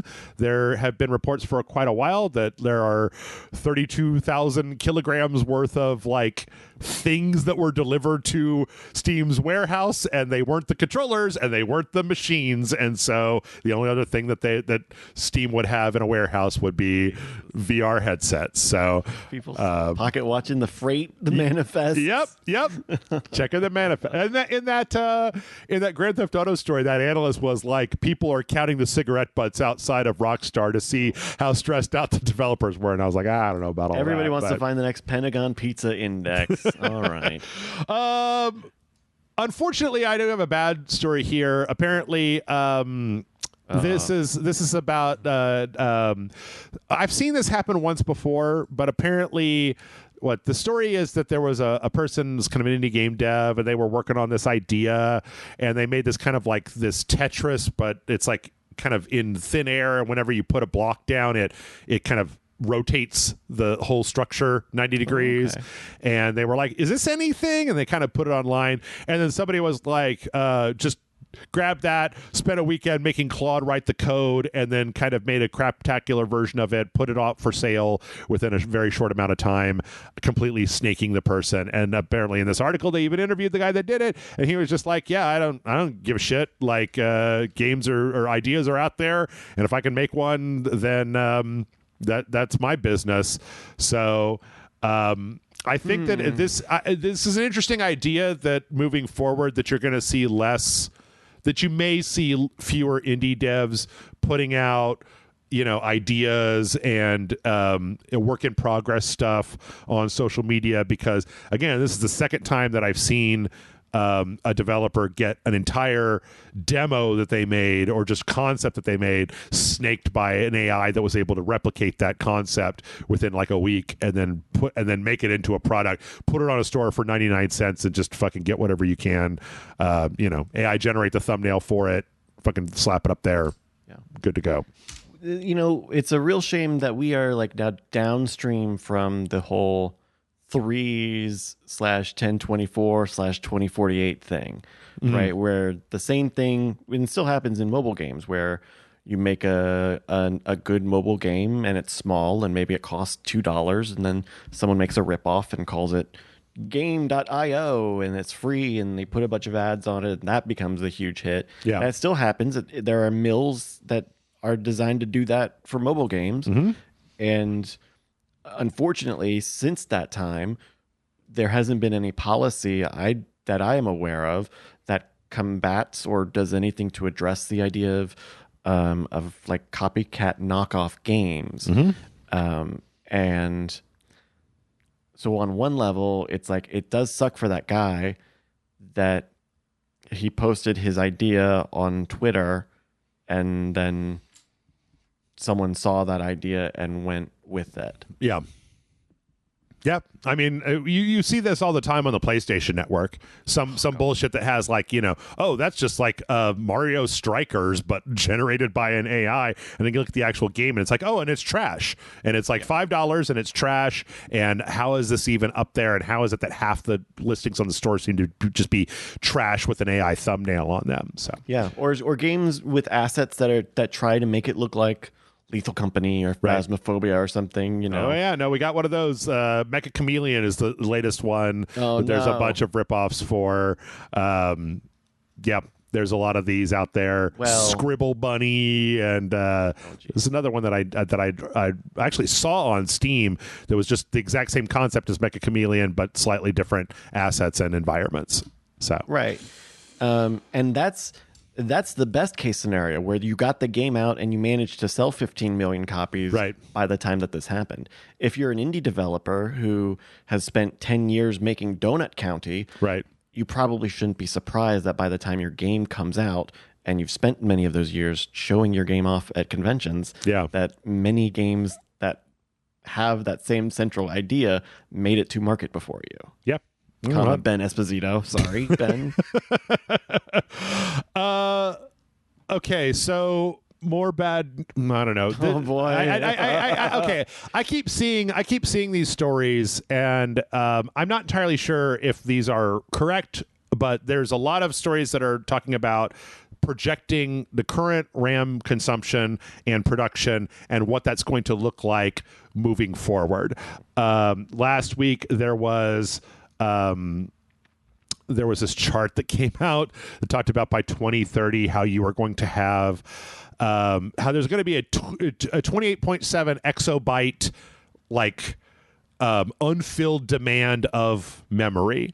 That this is kind of based on numbers that are currently out there, and that as we move forward, that first of all, here are the takeaways. Let me just takeaways. First off, what's out there right now has kind of settled a little bit, but but this is the new normal moving forward for RAM and RAM production and how much it's going to be for consumers. Got it. But then moving forward, if the growth of the AI sector continues the way that it has been, it's just going to be too big.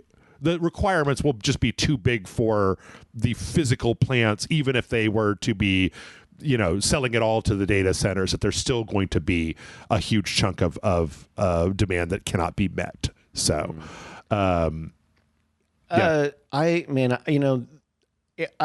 don't want to read the future, but if I'm going to have to, then I'll trot this one out. Yeah. That I think when we look back at this time in AI, we're going to see how inefficient absolutely all of it is. Yeah.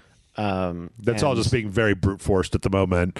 Right. I need to figure out. What was my example? I need to find a recipe for chicken. Okay, great. First, I need all of the data in the entire world. Right. That's not smart. We need to. It will get better than that.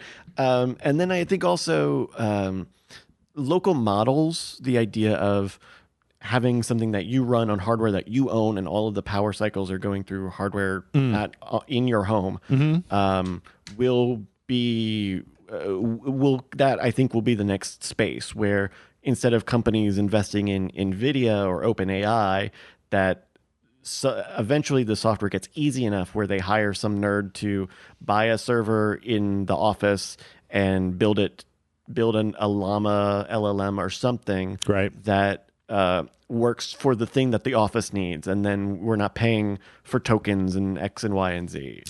Something like that. I've already read a number of articles saying that the companies that have tried to shift over to AI have found out that the cost of the tokens is more than it would cost to just pay somebody to actually do the job. And so it's it kind of cuts against the entire idea of, well, you could fire everybody and do it with AI for cheap. And then it turns out, well, actually, no, the AI is actually more expensive. There was a story, it was 2 weeks ago, about a guy that would just talks to the AI like a caveman because it's less tokens. Data. Yeah.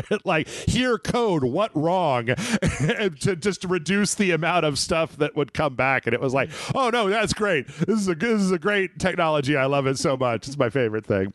There's the clip from a few months ago of the guy doing the voice on ChatGPT and saying I'm about to start running a mile. So keep a stopwatch of how long it takes me to run a mile. And he goes, okay, sure.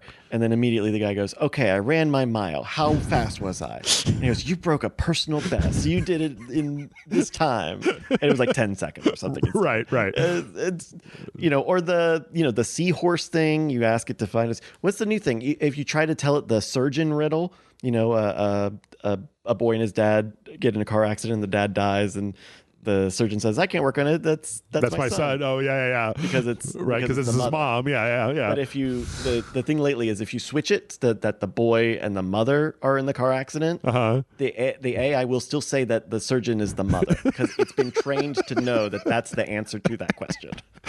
Awesome.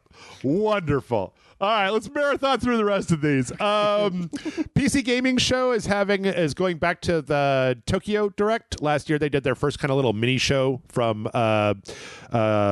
Tokyo, and they're coming back again to do it this year, September 20th. So I looked at the last year's one, and there was some interesting stuff in there. It's like not a huge thing. It's not Summer Games Fest. It's not the Game Awards, but it's pretty decent. I like that there are more gaming shows. I think in general, I like that they are out there. Yeah. D23, the Disney thing, is supposedly going to have a big Kingdom Hearts 25th anniversary. Kingdom Hearts is 25. 25th anniversary thing, and people are very much thinking that they're going to do retrospective and then show some footage from the new one because, we're seeing footage from 4 now start to trickle out, and the Kingdom Hearts fans are rabid for any updates. So maybe that'll be, I believe it's like, August 14th through the 16th. So if you're a Kingdom Hearts fan, keep an eye out. There we go. In other Square Enix news, The Adventures of Elliot now allows you to completely mute that little fairy that travels around with you. This is the little character that keeps commenting on your things. From the demo feedback, they actually put in a slider to go from chatty to what they called reticent. And apparently that was not low enough, and so they now put out a new one that is just like shut the fuck all the way up, thank you very much. Which I can say I wish I had when I played through this game. So yeah. We got the announcement that Octopath Traveler and Octopath Traveler 2 are getting Switch 2 editions. There was a little launch trailer for those that came out. And it was interesting. They showed, there's going to be some new graphical stuff, blah, blah, blah, blah. But at the very end, at the very bottom, there's tiny little fine print. And one of those things says, like, there is no upgrade path if you already own either one of these games on the Nintendo Switch. We want the full $70 or full $60 for both games for the Switch 2 versions. And then also there's a second teeny tiny line that says none of your save data can be imported from the Switch 1 to the Switch 2. So I mean, at least there is forward compatibility, and this is a game that should still look good. I bet it looked good on the Switch 1. Yep. Yep. It's just annoying. Whatever. Fine. We also have some reports that Nintendo is making a Switch 2 OLED version. That Samsung is basically starting a ramp up on screen production for an OLED screen for the Switch 2. Apparently, this is kind of around the same time period when it comes to development that the Switch 1 did, but it seems really early for me. The Switch 2 has been out for, I guess, a year. There haven't been any games for the damn thing. Yeah. So the idea of putting out a more expensive OLED version what? So I can play fucking Metroid Prime 4? No, thank you. Yeah. You don't want Star Fox on the go? Nope.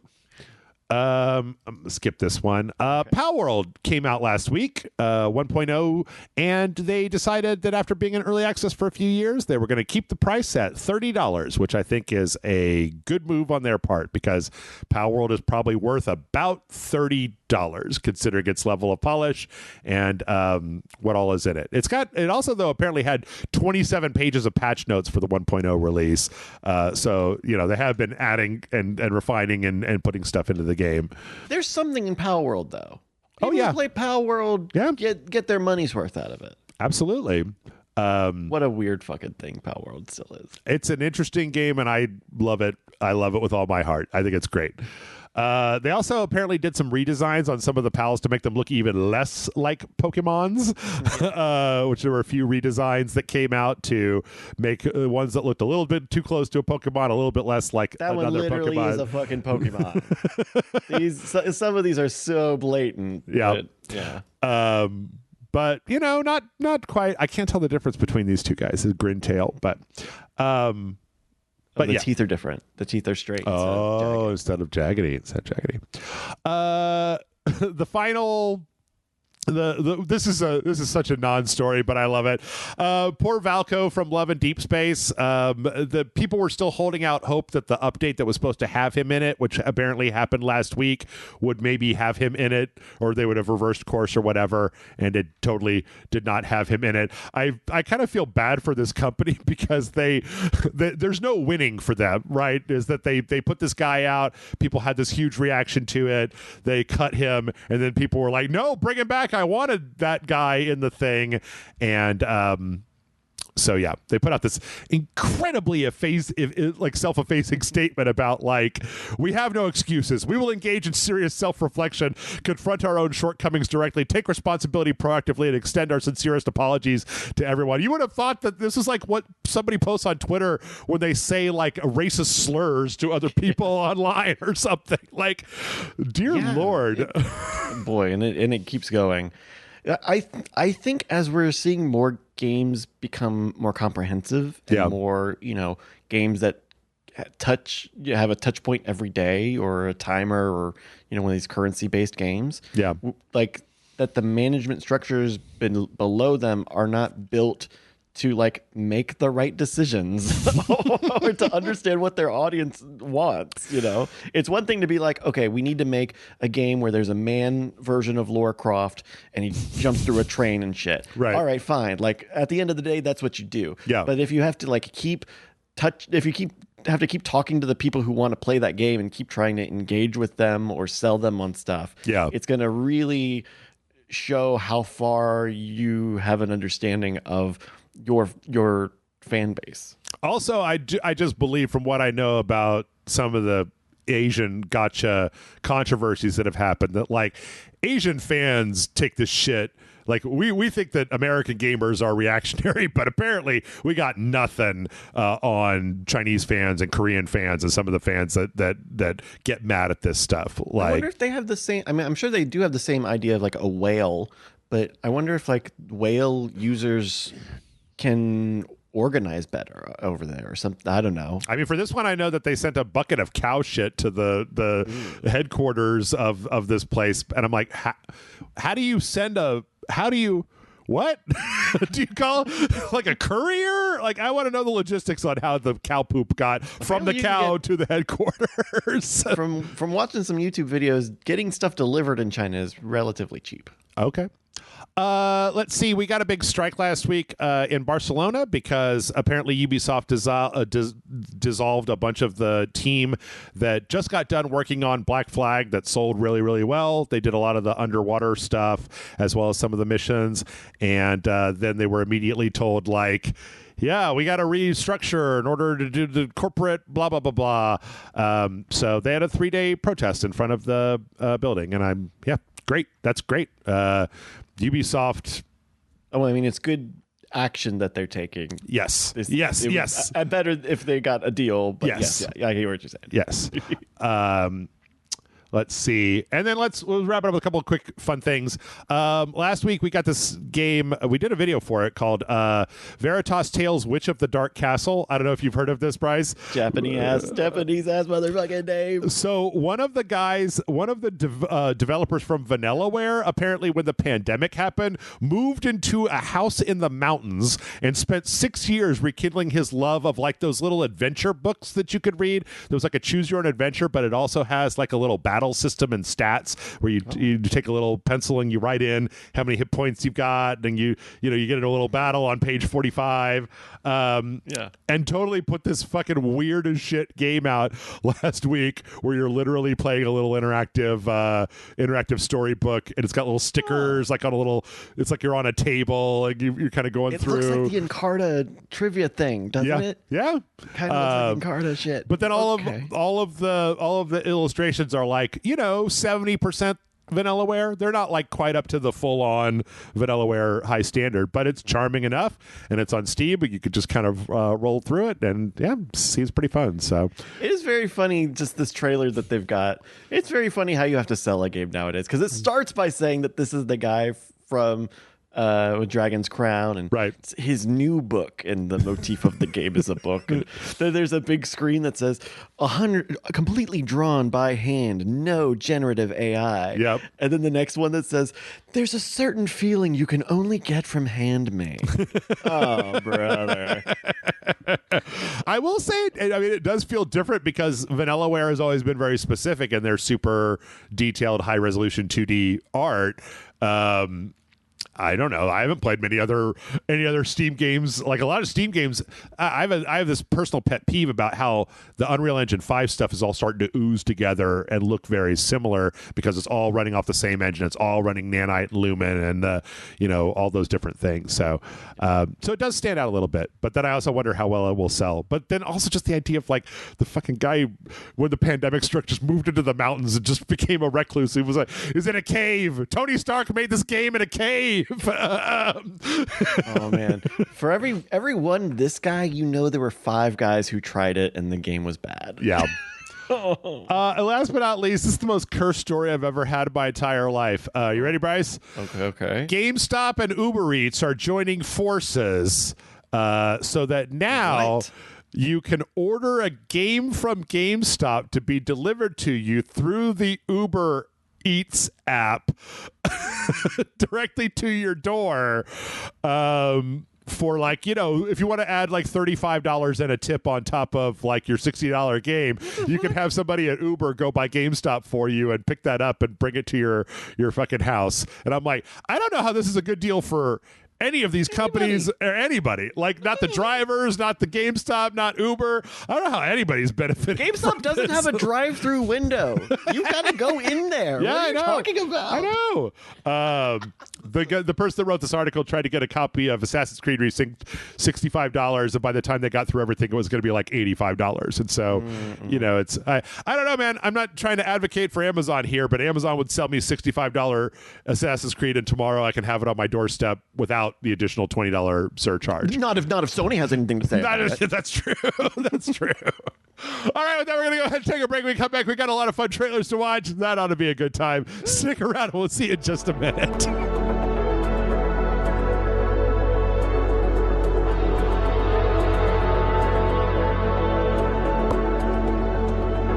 And we're back. Ow! And no more talk of Xbox well, I guess there's a little bit of talk of Sony, but we're watching trailers now. Let's watch some trailers. Fun trailers for video games. The whole reason this thing actually exists. 5 of the players. Yep. All right. Right before we started, actually, today, they put out a new trailer for Marvel's Wolverine, and it's like a cinematic trailer as opposed to a full-on gameplay trailer. But it was a good reminder that game is like right around the corner. It was a very, again, very like Blur Studios vibes off of this. It's a lot of Wolverine hacking up guys in the rain. That's way too good looking rain to be actually in a video game. Mm-hmm. It's definitely a pre-rendered. Yeah. I would assume this would be a pre-rendered scene in if I was watching it. Absolutely. And yeah, the whole time Wolverine he can't keep hold of this little picture that he keeps flying out of his jacket. And I'm like, why are you holding this picture, Wolvie? What's going on here? What's going on with that? He's so fighting. What are you doing with this random photograph that must have no sentimental value? Yeah, he's fighting ninjas. He's got a Lady Deathstrike in there. We see a Sabretooth, and at the end, it turns out that the picture is a photo of him and what looks like Jean Grey, like back in the old days, and now it's on fire, and it's like, okay, all right. You should have scanned it into your iPhone at some point, old man. You shouldn't have been carrying it around. Like, put it in on the inside of your costume instead of just keep holding it in your hands. Like, shove it in a pocket. I see you've got pockets, Wolverine. Or spike it on your doodads like a receipt. Just spike it. That's right. Just put it anywhere outside of holding it loosely in the same hands that have the claws that come out. I hope someone gets fired for this blunder. Yeah, and if you like your superheroes of the DC variety, we also got this little cinematic cutscene. Fortnite has got the hot bat summer going on, which is Harley Quinn, Poison Ivy, and Catwoman. Swimsuit outfits, as well as Batman with just the bat cowl and then like his board shorts on. We also have the Bat Hound as a new pet. This is Fortnite? Fortnite. It looks like I'm watching a Cartoon Network commercial. Well, yeah. Here's the Fortnite. There's the Fortnite for you. So that was just a little intro, but there's got a little bat parachutes that come out of the back, and this is interesting because normally Fortnite isn't quite as horny as this. Like Fortnite tends to be a little bit more reserved in the way that in their skins that they put out. It doesn't have America's bulge in it. That's right. And that's what people think. There's been some weird comments about like how, you guys must be trying to compete with Marvel rivals, right? With their horny ass skins that sell. They made it huge. You don't make it that big on accident. Of course they did. They have no shame over there. They know what sells. I wish I could be a Gooner gamer. I wish I could play these games and that must be the life. Yeah. I do think these are, they're fun skins if that's what you're into. Yeah. But yeah. They look good for like because sometimes these alternate things don't always hit, but these look fine. Yep. Pretty fun. Batman could probably be a little more muscular. Yeah. Let's see. We also got a trailer for a Modern Warfare 4 map called Welcome to the Kill Block, which is like apparently it's like a giant it's a snap map. Yeah, it's like an arena made out of like 3 or 4 different like pieces, and they'll be randomized, so you can never tell exactly what exactly what it's going to look like. This was like a teaser for the one of their big like Game Fest things, but it looks cool. Like as a multiplayer map, that's a good idea. It's only for like it's like 10v10, I think, is the highest that you can go on there. Okay. I'm not familiar enough with Modern Warfare to know what the highest player count maps are, but I'm sure they're higher. Is Modern Warfare 4 the current one? That's the one that's coming out later this year. Yes. Okay. Yeah. I from the outside, fucking impenetrable. Like, because we were talking earlier, they just had those remasters come out, and now there's this for this game that's not out yet. Yep. I don't know how y'all keep track of it. I get paid to do this. Like I wouldn't keep up with any of this shit. You play them. You do play them. I used to like Call of Duty a lot more because they had solid, exciting single player campaigns, but they've become so fucking grimdark and or stupid over the years that I just don't care anymore. Of course, this one is like North Korea. And then apparently they're also gonna put out a extraction shooter mode where they've got the giant city and then you're doing the same thing that you're doing with everything else. So call me when they make a roguelike mode where you pick 3. You pick one of 3. I don't know. Marathon just launched that roguelike mode in there, or the PvE roguelike mode for their thing. So TennoCon was last week, and in another world we would have been talking more about TennoCon than anything else. That's the Digital Extremes Warframe thing. I didn't really look at a lot of the Warframe stuff because I don't know how to talk about it at all, but they put out a 30-minute like cutscene / demo for Soulframe, their upcoming medieval fantasy thing that is not Warframe. And it's a very weird demo because it keeps having these little gameplay segments where it's like, okay, it starts with this lady riding a wolf, and there's obviously a segment that's like multiplayer where she's fighting with like 3 or 4 other people, and they're taking on this camp, and it's kind of it's a little Soulsy. It's got a little bit of Warframe to it. It's very, very good looking, very nicely animated. But then like it flashes over to like a flashback where you're playing as like a lady with a big sword in a previous era, and then it flashes back to the main character, but now it's like she's been captured, she's in an arena, and then there's like a segment with an otter where like the baby gets put into the river and you're controlling the otter that got the basket with the baby in it. Oh my god, that's actually a baby in a basket of reeds. What the fuck? Yeah, and then it's like we go over to like, oh, here's that character as a child, like, oh, you've got a boomerang and you're hunting down people in the forest. I mean, it goes all over the place. There's a fishing mini game, then we're back to like the the dark version of her, and this is 30 minutes. So there's like the good like 5 minutes on each one of these little subsections, and it just keeps going back and forth between them. And I'm like, is this what this game is going to be, where you're flapping and flopping? Because Warframe was not this. Warframe was, you pick a frame and then you go and you do a mission. Yeah. So, but this is granted, I haven't spent the 30 minutes, but this does sound like now they're in like in a mech fucking Horizon Zero Dawn. What the fuck? Yeah, it's very. I mean, it starts off with this, with this guy, and he's like he's waking up and he steps out onto the side, and it's like this giant. He's on a little elevator a funicular that goes sideways across this giant floating building in the sky. I mean, what I'm getting here, and this is what I've gotten for a long time with Soulframe, is that Soulframe is just as bug nuts as Warframe. It's just not science fiction, it's fantasy. But sure. the nouns and the verbs and what the fuck they're talking about, I have no idea. And it's all weird art design and very specific looking. It doesn't look like anything else I've ever played before.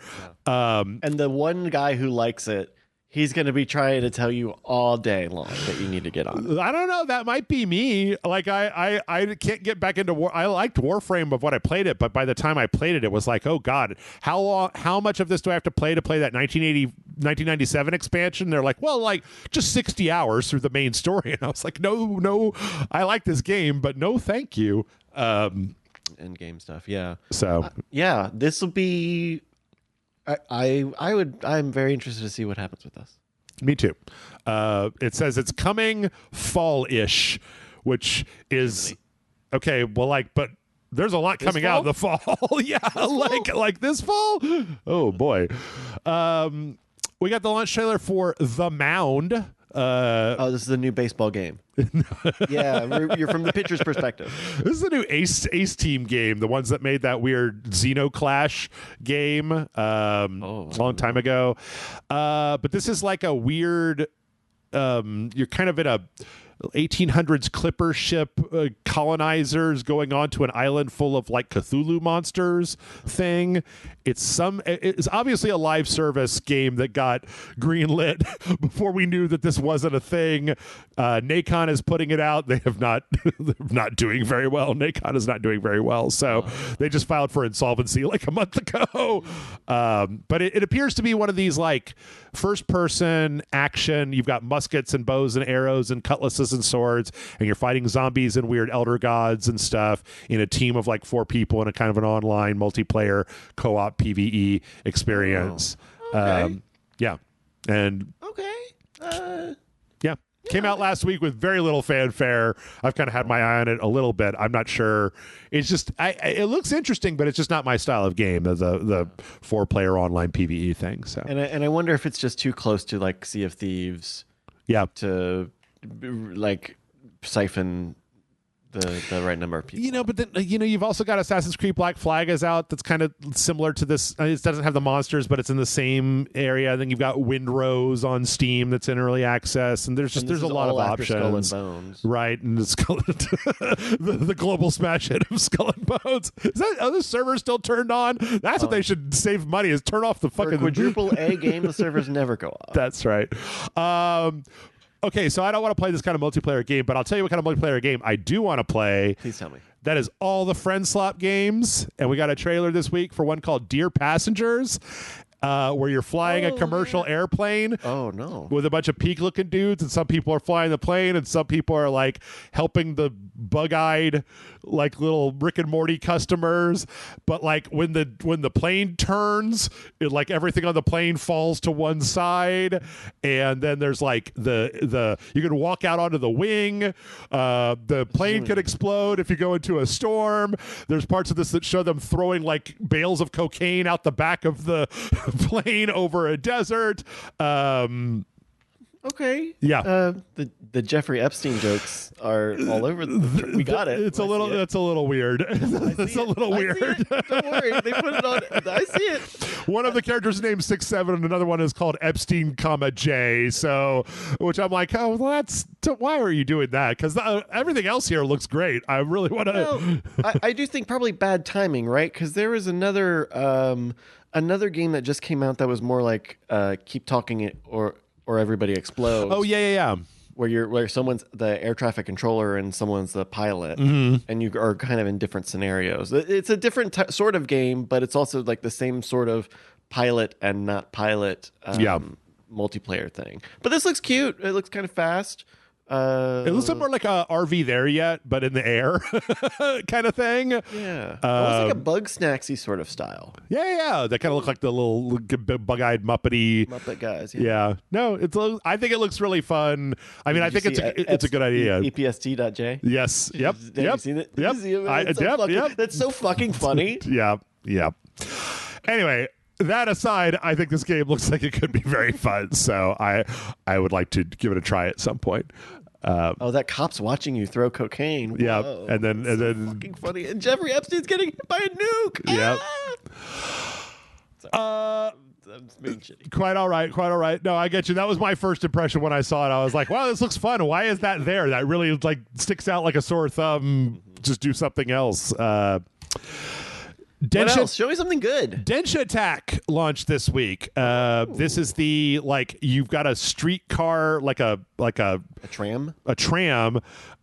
Tony Hawk Pro Skater on a tram where you're like grinding and jumping and doing flips and tricks and wall rides through a hypercolor, complete sensory overload Japanese world where this is a thing that happens, and you go through, you jump on a boat, and you drive the boat, then you jump into a tornado, and there's all kinds of monsters and stuff. This is on Game Pass. Michael and I played it. It was so intense that this is one of those videos where it's just the entire time because it's super fast paced, and if you make any mistakes, you go back to the latest checkpoint, and it is easy to make a mistake. It's like you got a jump button, you got a flip button, you've got a grind button, and if you hit too many of them at the same time, then the bad things can happen. And you know what this is, Jeff? What's that? They finally gave a story campaign to Subway Surfers. Oh, I don't know that one. They finally made it so that Jungle Escape has got some anime people in it. I mean, I'm sure there's like a whole thing, but kind of from just watching the trailer and having seen, it looks a little like an Infinite Runner with some skating mechanics in it. It is. It's very fast though, and then they've got the nice thing where there's like sub objectives on every level, and I think you could probably make a case that it belongs in there, but like it's just way more intense than anything I've ever seen in that genre because it's got a sense of really fast speed, and like they've got rails that kind of come at you that you've got to switch between, and obstacles you have to jump over, and it's real easy to accidentally fuck up and just get exploded in a second. So but yeah, it's on Game Pass, so people want to try it out. There you go. Densha Attack. We got the 1.0 cinematic trailer for Pal World. Ooh, here's the Pal World, showing off them pals, doing fights with the pals in Pal World. That's not Hyper Beam. That's Giant Beam. I don't know the name of any Pokemon. I know actually memorize the name of a bunch of pals, but I don't know the name of the Pokemon because I don't care. But the name of the pal that's running my furnace and keeping everybody alive with jammy toast is very important to me in Pal World. This is a nice little cutscene though. They put some actual time and effort into this.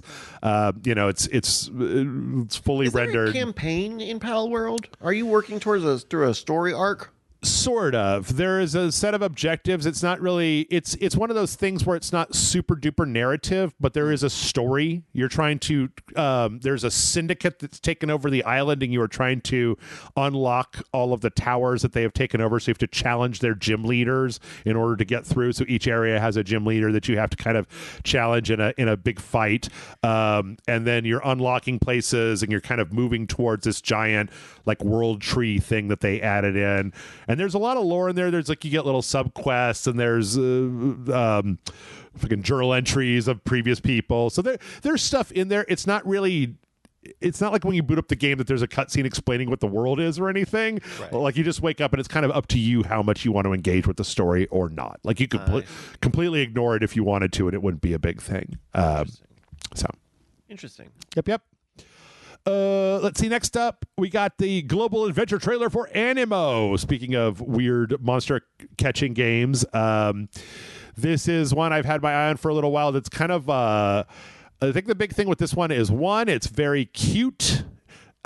It's got that very cute kind of girly, Yume Nikki? Infinite Nikki. Yeah, kind of thing. But then the big thing with this one is that you can also, in this one, you can jump into any of the Pokemons and control them directly to have little fights and battles and stuff with them. So you get to take direct control over them. But then it's also got a whole Harvest Valley farming and decorating and very cutesy. All that stuff that people like quite a bit. It's a cozy pal world. Yes. They've made cozy pal world. They made cozy pal world, which I'm very happy. I'm very happy because Pokemon has been making the same fucking game for 30 years and I don't want to play that game. And so I don't know. I like to play this game or Pal World or something. So yeah. And there's no guns in this one. Yeah, I think there is action with when you get the little characters fighting each other. No, that's Goku. No, sorry, that was Goku. Okay, that little ferret guy that was Goku. He had the Goku hair. This one doesn't 3 hair. This one doesn't have any of the combat in it that I've seen in the previous trailers, but I'm pretty sure I'm thinking of the same thing. Trailers. Yeah. Okay. But yeah, that's Animo. And Nemo. And then at the end of the game, you realize, it's all a dream. You're a child in a hospital because you have anemia. Oh no! Yeah, no release date on this one. just a wish list this when you get a chance. We got the launch trailer for Moss, the Forgotten Relic. This is that game. The mouse. Yeah, where he plays a little mouse, and it was a VR game before, and they've retooled it so that the first and second chapter are both playable without strapping a piece of plastic to your face. I don't know if this game works as well because part of this game is that you are playing as a big creature that is looking over the mouse. So I'm not sure. I thought there were elements in this where you as the giant creature had to interact with the world. I'm sure that they're just making it, a cursor that comes up on screen that you can do it. But I'm wondering if that reduces the fun that you have with the game to the point where it doesn't feel as good as it did originally. I was always very interested in this, but I never got a chance. I never actually sat down and played it. Me either. I've heard good things both about the VR and the non VR versions, but it just wasn't ever at the right time for me. Yeah. I don't know. Maybe there's so much, like the beginning of this month was such a drought. And then like between the stuff coming out this week and coming out next week, there's so much shit out there. So maybe I get a chance to take a look. We got another trailer for Rayman Origins Enhanced Edition. This is just additional gameplay of that game that we saw before. Yeah. I don't know, Bryce. How do you feel about Rayman in general? What are your Rayman thoughts? I was not a Rayman. You know what? I had a negative feeling about Rayman because as a kid we had some beige compact at the time, and we had a Rayman game. It was some 3D game. I could run it, and I had no fucking clue how to play it. And none of the buttons would work. I would be able to watch some cutscene of him like leaving some sort of space station and landing on some sort of planet thing, and I'd get stuck and I wouldn't know what to do. And I was just really pissed off at the little man who doesn't have arms or legs because he made me sit through all that stuff, and then I couldn't even play the fucking game. Oh, I'm sorry. Hello. I'm sorry. I've completely whiffed this one. Okay, you want to do it again? No. I'll just make a culpa here. This is they announced Rayman Legends Retold during Summer Games Fest. This is Rayman Origins Enhanced Edition that apparently will be bundled with Rayman Legends Retold. So this is the game that came before that. This is the one that I like. I really like this game. I 100%ed this game. I played the ever-loving shit out of it. And then when Legends came out, I just couldn't really get into it. But I need to do a little bit more looking into this because it's possible that this one... The thing at the beginning that says that it's like it comes with Rayman Legends Retold makes me think it's one of those like, yes, to get Modern Warfare 2 remastered, you have to buy, the new Black Ops game. It's one of those. So I don't know if that's the case, but I'd be willing to bet that's the case because this is Ubisoft, and I don't. That's neat. Yeah. No, Rayman is probably one of the last platforming mascots still out there. Probably one of the oldest out there now. I guess Spyro's back. Yeah. I mean, I'm sure that there's going to be some kind of Mario game coming out at some point, even though it's dormant right now. But but it is one of the ones that remains purely side scroller. A lot of the other ones have transitioned into 3D, right? So weirdly, Rayman has then turned from a 3D platformer, like you were describing, or no, a 3D. It was always a 2D side scroller, wasn't it? No, yeah, that 3D thing was some weird shit. Yeah, I don't know. Someone who knows the Rayman lore, please email and let us know. Yeah. Anyway, sorry, I'm actually excited about this, except I don't want to buy Rayman Legends because I don't like that game. What else we got? Speaking of Ubisoft, we got the launch trailer for Black Flag Resynced, which they somehow it was a very artsy trailer where they had some slow artsy music, but then they put this trailer out in like ultra widescreen format for some reason. Like it's got the world's largest black bars on the top and the bottom. Lords of Arabia over here for Assassin's Creed Black Flag. I mean, I get it. Like you guys put work into the game and everything, and it's a nice looking game, but it's also an Assassin's Creed game. I don't know if we need this level of pretense for an Assassin's Creed game. Well, you do kind of have to resell people on it and show off how much of a modern game it is compared to when it came out. I want to say Black Flag was something that I played a little bit of maybe a year or two ago, and it was like on PC, so it was like the old original whatever way it was. Yeah. And it was a 360 ass time game. It was them brown faces. And green. Yeah. It had like fucking Blade user interfaces. Like, you know, so it modernized. I think this is a series that's got some potential for modernizing. And then there are plenty of people who I'm sure never even interfaced with the game because it's not like a numbered Assassin's Creed. So you kind of get to repitch them on it as well. Plus, I mean, you know, it came out. It was a PS4 launch. Like it came out at the PS4 launch, Black Flag, because I remember you could buy the PS3 version and put it in your PS4 and get the PS4 upgrade for free. It was one of those cross-gen games. So it's been long enough that you could probably have younger people who are like, who have no idea what this game is, that just see a trailer for this and go like, yeah, that looks cool. Pirate games. I love them. Give it to me. Yeah. So, and you know, probably who knows what the code looks like for that game, but if you're Ubisoft, you probably want a pretty forward remake. Yeah, we're seeing mostly. I feel like most of the remake stuff that we see is just so that there's more forward compatible versions of these games to resell. Actually, I there was a story that I cut before we even started that talked about how like if you buy the $89 collector's edition of this game and then boot it up, there's like $70 worth of like cosmetic DLC on the Uplay store that you don't even get with the most expensive version of the game. So I think that's the reason that this game got made, is to sell stupid DLC outfits. So another pirate game as well. Another Ubisoft pirate game. Yep. We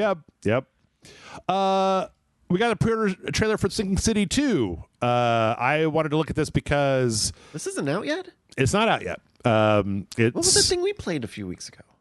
We played the demo. Did we play the demo for the Sinking City 2? I believe we did. The one where I was complaining about how it ran the entire time. Yeah, it was this fucking thing. Yeah. With the boat. With the guy with the wife and the Cthulhu and the city that's all this flooded. Weird. this one's a trip, y'all. Don't pay $80 for this one. I know. I can't wait to pay. I can't wait to pay for this game on August 18th.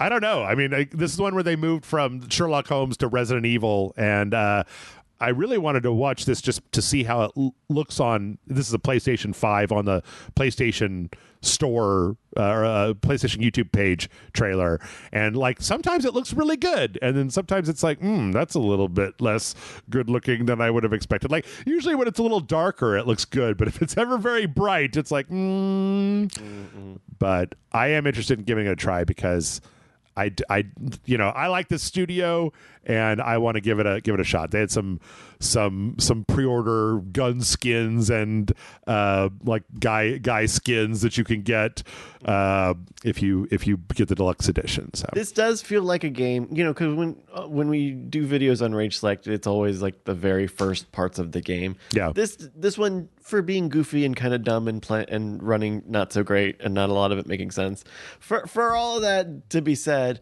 There's probably like a game in there you could sink your teeth into. The first one got really good reviews, and so I don't know. It's like I want to play one of these where you have to shoot a lot of guys with guns instead of like talking and talking and talking and then memory palacing four things together and then doing a kind of a bad action sequence and then talking more. So another horror game that's right up my alley that got announced last week was Anomaly Control Simulator. I love me an Anomaly game. This game is basically Control. It is like a full-on ripoff of like what if you worked at Control and your job was to go into a room and bring up weird Control SCP things and then like scan them and try to contain them and look at them. Wow, they really made it's the oldest house. All brutalist. It's all brutalist. It's all retro. It all has the sans serif font. It all looks so much like Control that yeah, it makes me wonder. But hey, man, if Remedy wants to make multiplayer games, I'll play this Control game where you get to scan anomalies and do a job. I love me playing a job game. So, is this by doing? This is not by like the job simulator people, though. No. Is it? No, okay. I think it's. It kind of looks like it. Yeah, look at this. Sort of. Look at the multi-tool. It looks almost exactly like the gun, the Jesse Faden gun from Control. And they've got one that's a fridge, and I'm like, yep. And I mean, scan it for boobos. Yep. Control was a ripoff of SCP Foundation by Remedy. I have no big sympathy for the idea. I mean, nothing here that's actionable. Like you can't copyright spooky. They did make it look like the oldest house. They made it look like that building a lot.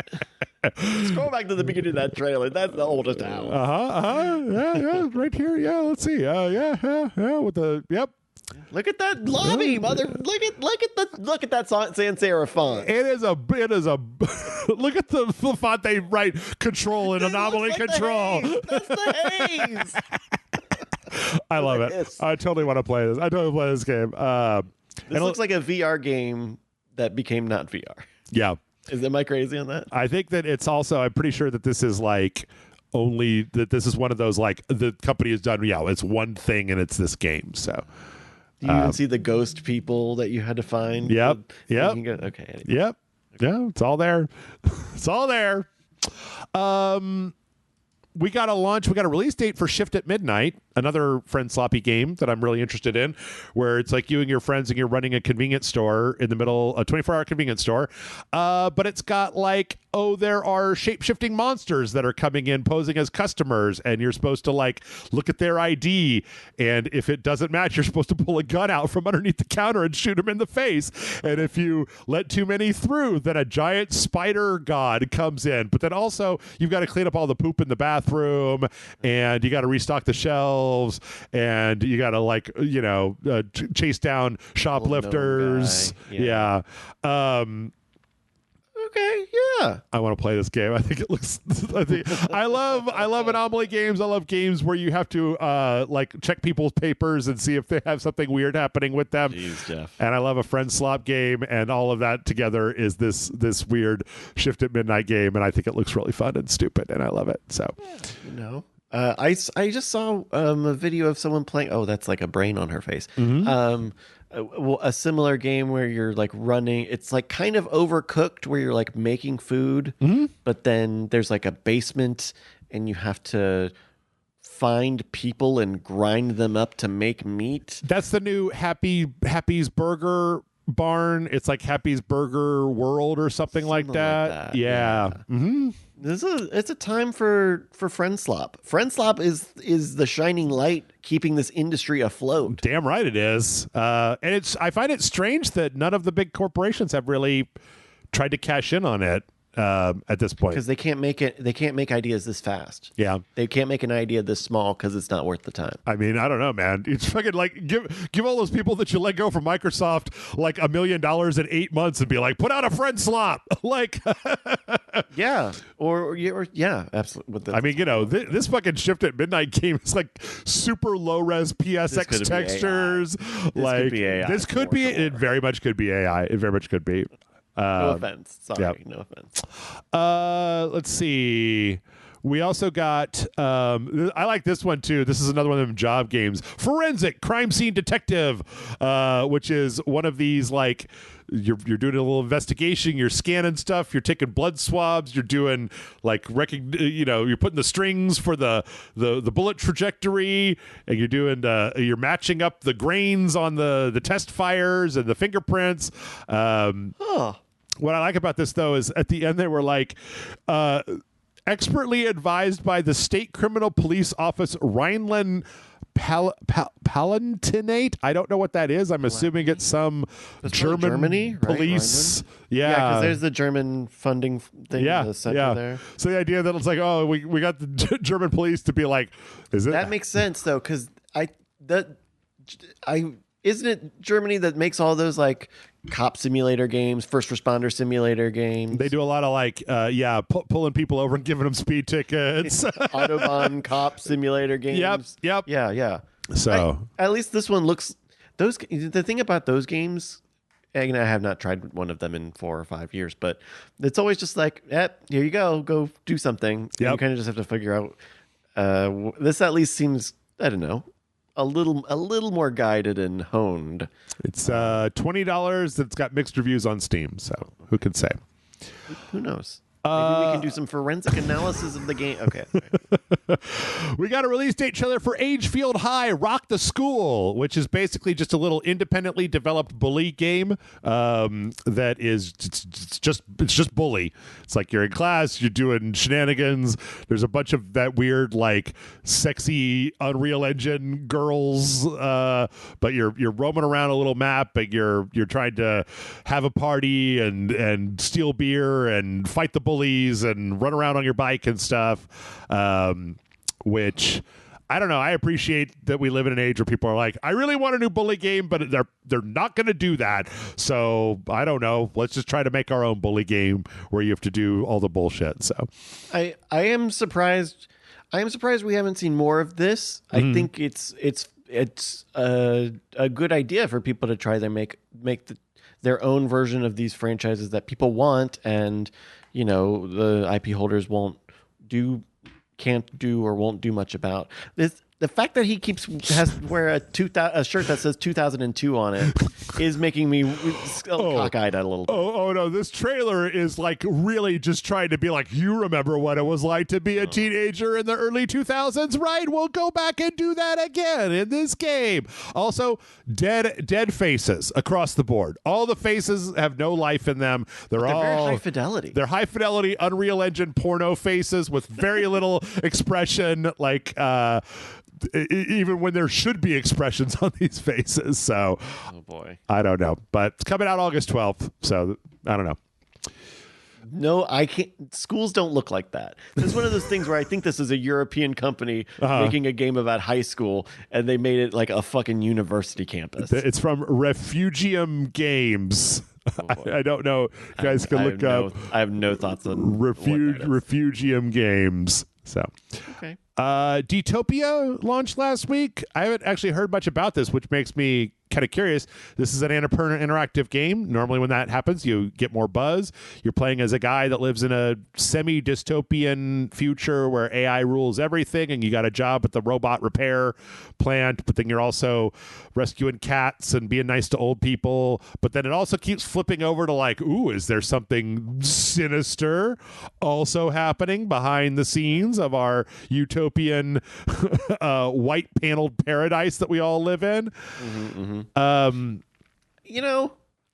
feel like we need to make game management, the bosses, the big wigs, we need to make them play some of these games, because all these games are about the power of human connection, and none of them seem to have a sense of what they're putting out. Yeah, but this looks cute. I was a little unsure about what it is, but at least you know what it is. It looks a lot like 1000X Resist. I had such a bad reaction to that game. It looks like 1000X Resist, but like there's stuff to do. Like much better graphics. Like I'm not seeing the edges of any polygons or I'm not seeing the hard edges of stuff. But yes, there also looks like there are mini games. There are hexagons that need to be moved into triangles and circles. Oh, I love this. Did you hear me earlier in the podcast? I did you? Yeah, no, I'm making the case to you here for your shapes addiction, but I don't know. It's weird just to think that I normally when an Annapurna game comes out, I see more glowing articles and reviews and stuff. So is it so? This is out now. Out now. I'll try this out. Yep, out now. I'm sure it's not $70. So we got the launch trailer for the Altars Last Variable. So this is the game that takes place, I believe, after the end of the Altars, where one of the science clones stays behind to do additional research, and it looks like the planet's been kind of terraformed to have more plant life and stuff on it. And so I think it's I don't really know. It seems like you kind of need to know what happens at the end of the Altars, and I don't really want to spoil myself, but something different going on with a different character and different mechanics than in the original.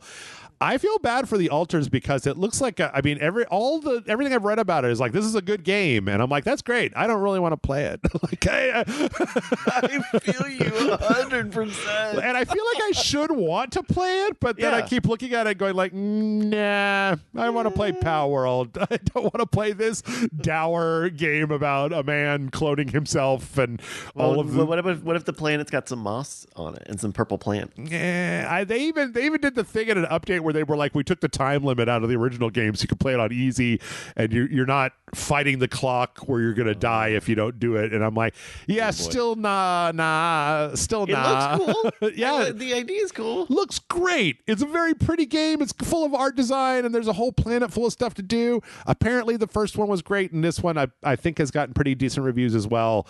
I just really wish I wanted to actually play it. So and even there's a cool idea of okay, so they're all clones, but then this one clone sticks around, and then what? Did they make more clones of him? Does he become a different guy? I think so. I think you start with the scientist. No, actually, in the trailer, they have a thing where he mentions that you're cloning yourself and then transferring your brain to that new clone. So I think it's more of a cloning thing than a timeline thing, because that was in the beginning where you ain't got a timeline. But then I also think that there's still numerous versions of this one guy for somehow, but it's not the exact same as before. So maybe you're cloning different versions of yourself and then doing that thing. So all right, real briefly, okay, now I'm skipping this. Warhammer 40K got a 6-minute long video. This was nice because I had actually seen, this is watching somebody actually play the game. This is at Billy World 2026, so you're actually watching somebody playing the campaign, which it's an RTS. Yeah, I mean, it's a Total War game, so it's the big, the big large scale combat. So when they talk about it, it's you're seeing fronts move from side to side. But it was nice. Also, we got the announcement that the Tempest Rising is going to have a an expansion. I don't know if you know what Tempest Rising is. Tempest Rising is another one of these examples. This is just Command and Conquer. It is literally Command and Conquer. Oh yeah. You guys didn't want to make a Command and Conquer. I'll make my own Command and Conquer. We got the GDI. We got the nod. We got a weird element coming out of the ground, but it's not crystals. It's plants. We got guys in red outfits. Logo. Yep. And this expansion is showing that there was a third faction that was awakened by all of the war, and there are a bunch of weird demon guys coming out from the underground to retake the overworld from the guys. So yeah, you better drag and select your troops and right click on the right enemies in the right order. The blue guys are called the GDF, for God's sake. So yeah, that's coming soon. I don't know if that's a paid expansion or but it says coming 2026. Single player story campaign focused on the third playable faction. Yeah. All right. Oh boy. Okay. I don't know what Paper Shredder is, but I want to play it. This may be one of those games like that. Did you go to officemax.com? Are you on the wrong website? I'm in the wrong website. That's what I have. No, this appears to be one of those games. There's a huge there's a huge stack of papers, and you're just supposed to shred them. And it looks like you might get upgrades to get more shredders, but then also there's something weird happening. It's kind of like one of those. I don't know. Money launderer simulator. Right. Kind of power wash simulator, clean up the library simulator, or whatever that one was that I played that I liked. Yeah. And it's bad. Yeah. Sorry, this looks bad. Hey, no, this is the kind of bullshit that I end up playing for some reason, but I don't know. And then last but not With least, the money simulator, there's like different types of money, but you're just shredding the paper here, and then they're just balls on the ground that you sweep. I don't. Anyway. we got the pre-registration trailer for Ratchet & Clank Ranger Rumble. This makes me very sad. This is a telephone video game. Also, in the Ratchet & Clank universe, that is also a third-person hero shooter made by a third-party company. Battle Arena? What the fuck? And I weep because I love Ratchet & Clank so much, and this looks so fucking terrible, and I hate it. I hate it. I hate it. I hate it. I hate it. I hate it. I hate it. So this, yeah. Yep. This is not for me, as the most I could say. Can I not get another Ratchet & Clank game? They used to make Ratchet & Clank games, and I like Ratchet & Clank games. That last one was great. The time one with the lady Lombax and the all the different dimensions. Yeah, it was great. And it was a good launch game. Like, yeah, yep. Solid. And they made the movie. Maybe just Ratchet & Clank doesn't hit. I guess so. I mean, I don't know. Maybe it's not. Maybe that's the part of this, because it's like kind of cutesy and almost like sort of chibi looking. So yeah, they really reduced the amount of fur on the Lombaxes in this mobile game. We're upstream on that one. Yeah. Let's see. All right, let's wrap it up. PS Plus has got game catalog for July. We're getting Avatar: Frontiers of Pandora, a favorite of Bryce and I's, Rise of Ronin, as well as a bunch of other stuff. The Mighty Morphin Power Rangers Rita's Rewind was a fun little beat 'em up game. Dying Light, Citizen Sleeper 2. And then PS Plus is getting PsyOps the Mindgate Conspiracy for the PS2, as well as Indigo Prophecy. I don't know who at Sony is making decisions about which PS2 games to put on this service, but I wish that they were better at it. Nobody wants to play Indigo Prophecy.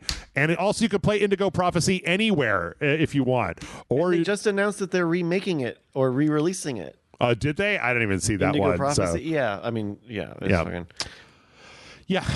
Oh, crazy. Okay, great. We finally got the news that From Software has a closed network test for the Dust Bloods.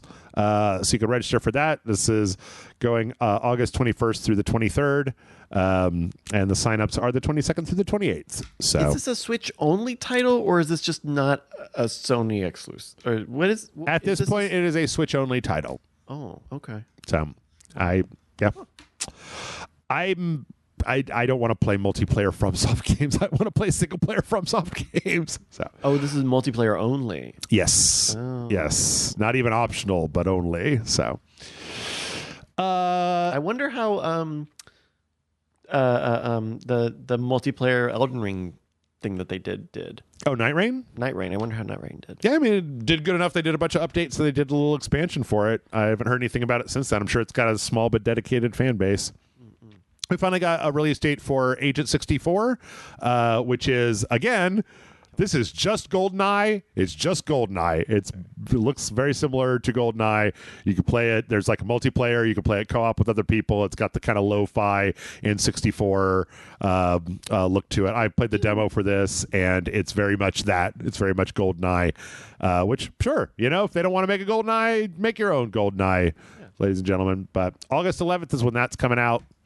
I would very much like for their pause menu music to be like a lo-fi beat version of their theme song. Oh, yeah. A la. Ding, ding, ding, ding. Monster Hunter Wilds is getting a permanent price cut. Basically, they're just redoing the entire pricing structure of Monster Hunter Wilds because the expansion is getting ready to come out in not too long, and so they're kind of consolidating all of the additions into like one lower priced version that you can get as a way to get ready for the expansion to come out. So. And that's going to be happening August 3rd. So keep an eye out for that. If you've been waiting on Monster Hunter Wilds, maybe take a look at that package and see if it's something that you want. Yeah, this is okay. I'm not. I would just be asking you to explain Monster. I will just go on Wikipedia this. Yeah. Let's see. Oh yeah, Game Pass was supposed to have Tony Hawk Pro Skater 1 and 2 on it. The new one? The one that came out a little while back, the remake, got taken off, and they updated saying like that they are working on the licensing for it, and it's like, with whom? You own Activision. They're the ones. For Game Pass. For Game Pass, yeah. Yeah. So I'm sure there's some little part in someone's contract somewhere, because there's still a lot of music and a lot of skaters where maybe there's a part of a pay structure that is dependent on sales, and what does Game Pass sales or downloads look like? Yeah. So it was supposed to come out. They took it off. 3 and 4 is still on there. They're saying they're going to get it back on soon. I'm sure that's the case. I wonder how much money Microsoft will want to spend to solve that problem. Yeah, that's a good question. Zero. And then Dying Light the Beast is not going to be coming to previous gen consoles. So Dying Light the Beast that came out earlier this year, I believe, was only on the PS5 and the Xbox Series X, and they had announced that they were going to put out a PS4 and Xbox One, or Xbox One X, what was that, the last one was, version.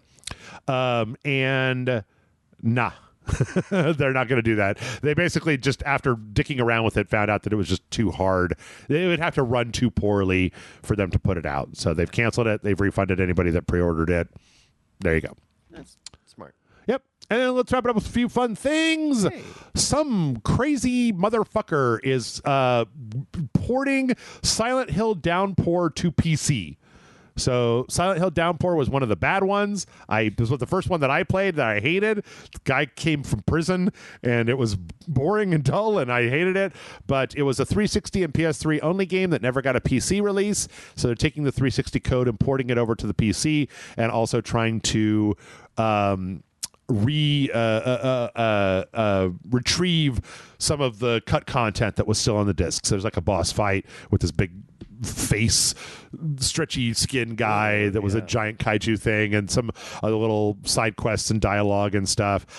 So yeah, if you want to play a bad Silent Hill game, this guy is a Russian developer that's working on this, and it's supposed to be coming out September. You shouldn't have announced September. It. It's not anybody. They're gonna get their lawyers on you. Yeah, maybe. Probably. They're not going to let you. They're not going to. Konami's not just going to call you and say, "Hey, buddy, we want to print that on a disc." They don't do that anymore. That's true, especially because Silent Hill is back and they're putting a new game out in September. Yeah. Like that Townfall is coming out in September. So, and if this thing is only, buddy, you couldn't save your load until it was ready to go. It's 2 months, 3 months. Yep. I don't know. I don't know why anybody says anything online anymore. Just wait, then fucking shadow drop, bam, done. Like, maybe they didn't get the message in Russia. Possibly. Oh, maybe because he's in Russia, he doesn't give a shit. Oh yeah. What are they going to do? They're going to tell him to stop? No way, man. Go to war with us? Yeah. Let's see. We've got a leak that the next the next big Lego video game crossover is a big Donkey Kong cabinet. This is supposed to be $200. It looks like it's got some, it's got like some little moving pieces functionality. Probably not quite as detailed as like there's a Pac-Man one that would actually move Pac-Man all around and stuff. It looks like there's a few little options here that probably can move back and forth. But I don't know. Have you ever been tempted to get one of these big Lego game things? They're always just too expensive for me. I get them on a gag, but they're always, the Mario one was like $250, and it's like, yeah, fuck that.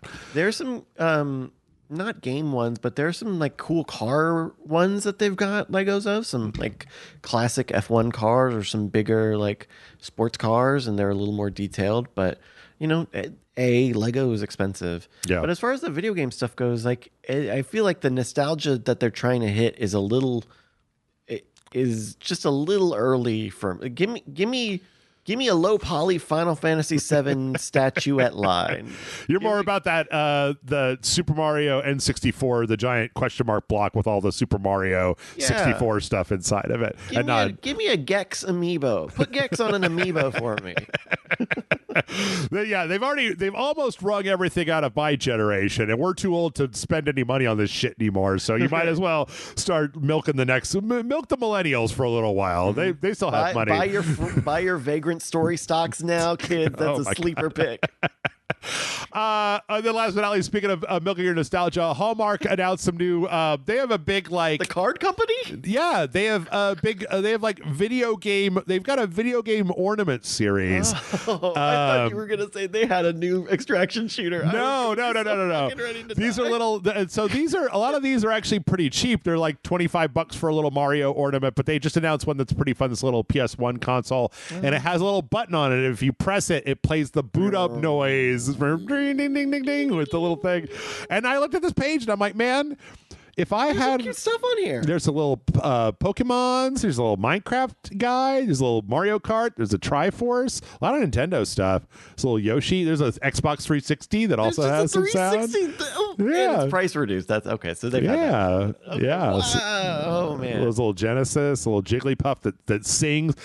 That one's on sale for $14. They've got a big Xbox, the old Xbox. OG Xbox with light the controller, sound. the original controller. Oh, yeah. Man, we got to get off the Hallmark. There's one that's just an Oregon Trail, and it's just a picture of the Oregon Trail thing that just says, "You have died of dysentery" at the bottom. For your Christmas tree, for Nanas. This is how they fund all the movies. They know this is the cycle. We're in the cycle. Get out of the cycle, Jeff. Fortnite Battle Bus, Control W, close the tab. Get out of here. Here's a Minecraft sheep, look at this original link from OG NES Legend of Zelda. An Oregon Trail of the same thing before, but now it's on a CRT. Now it's on a big CRT. I swear to God, if I had too much money, I would buy all of these, and then I would buy a Christmas tree to put them on, because I actually would put these on a Christmas tree.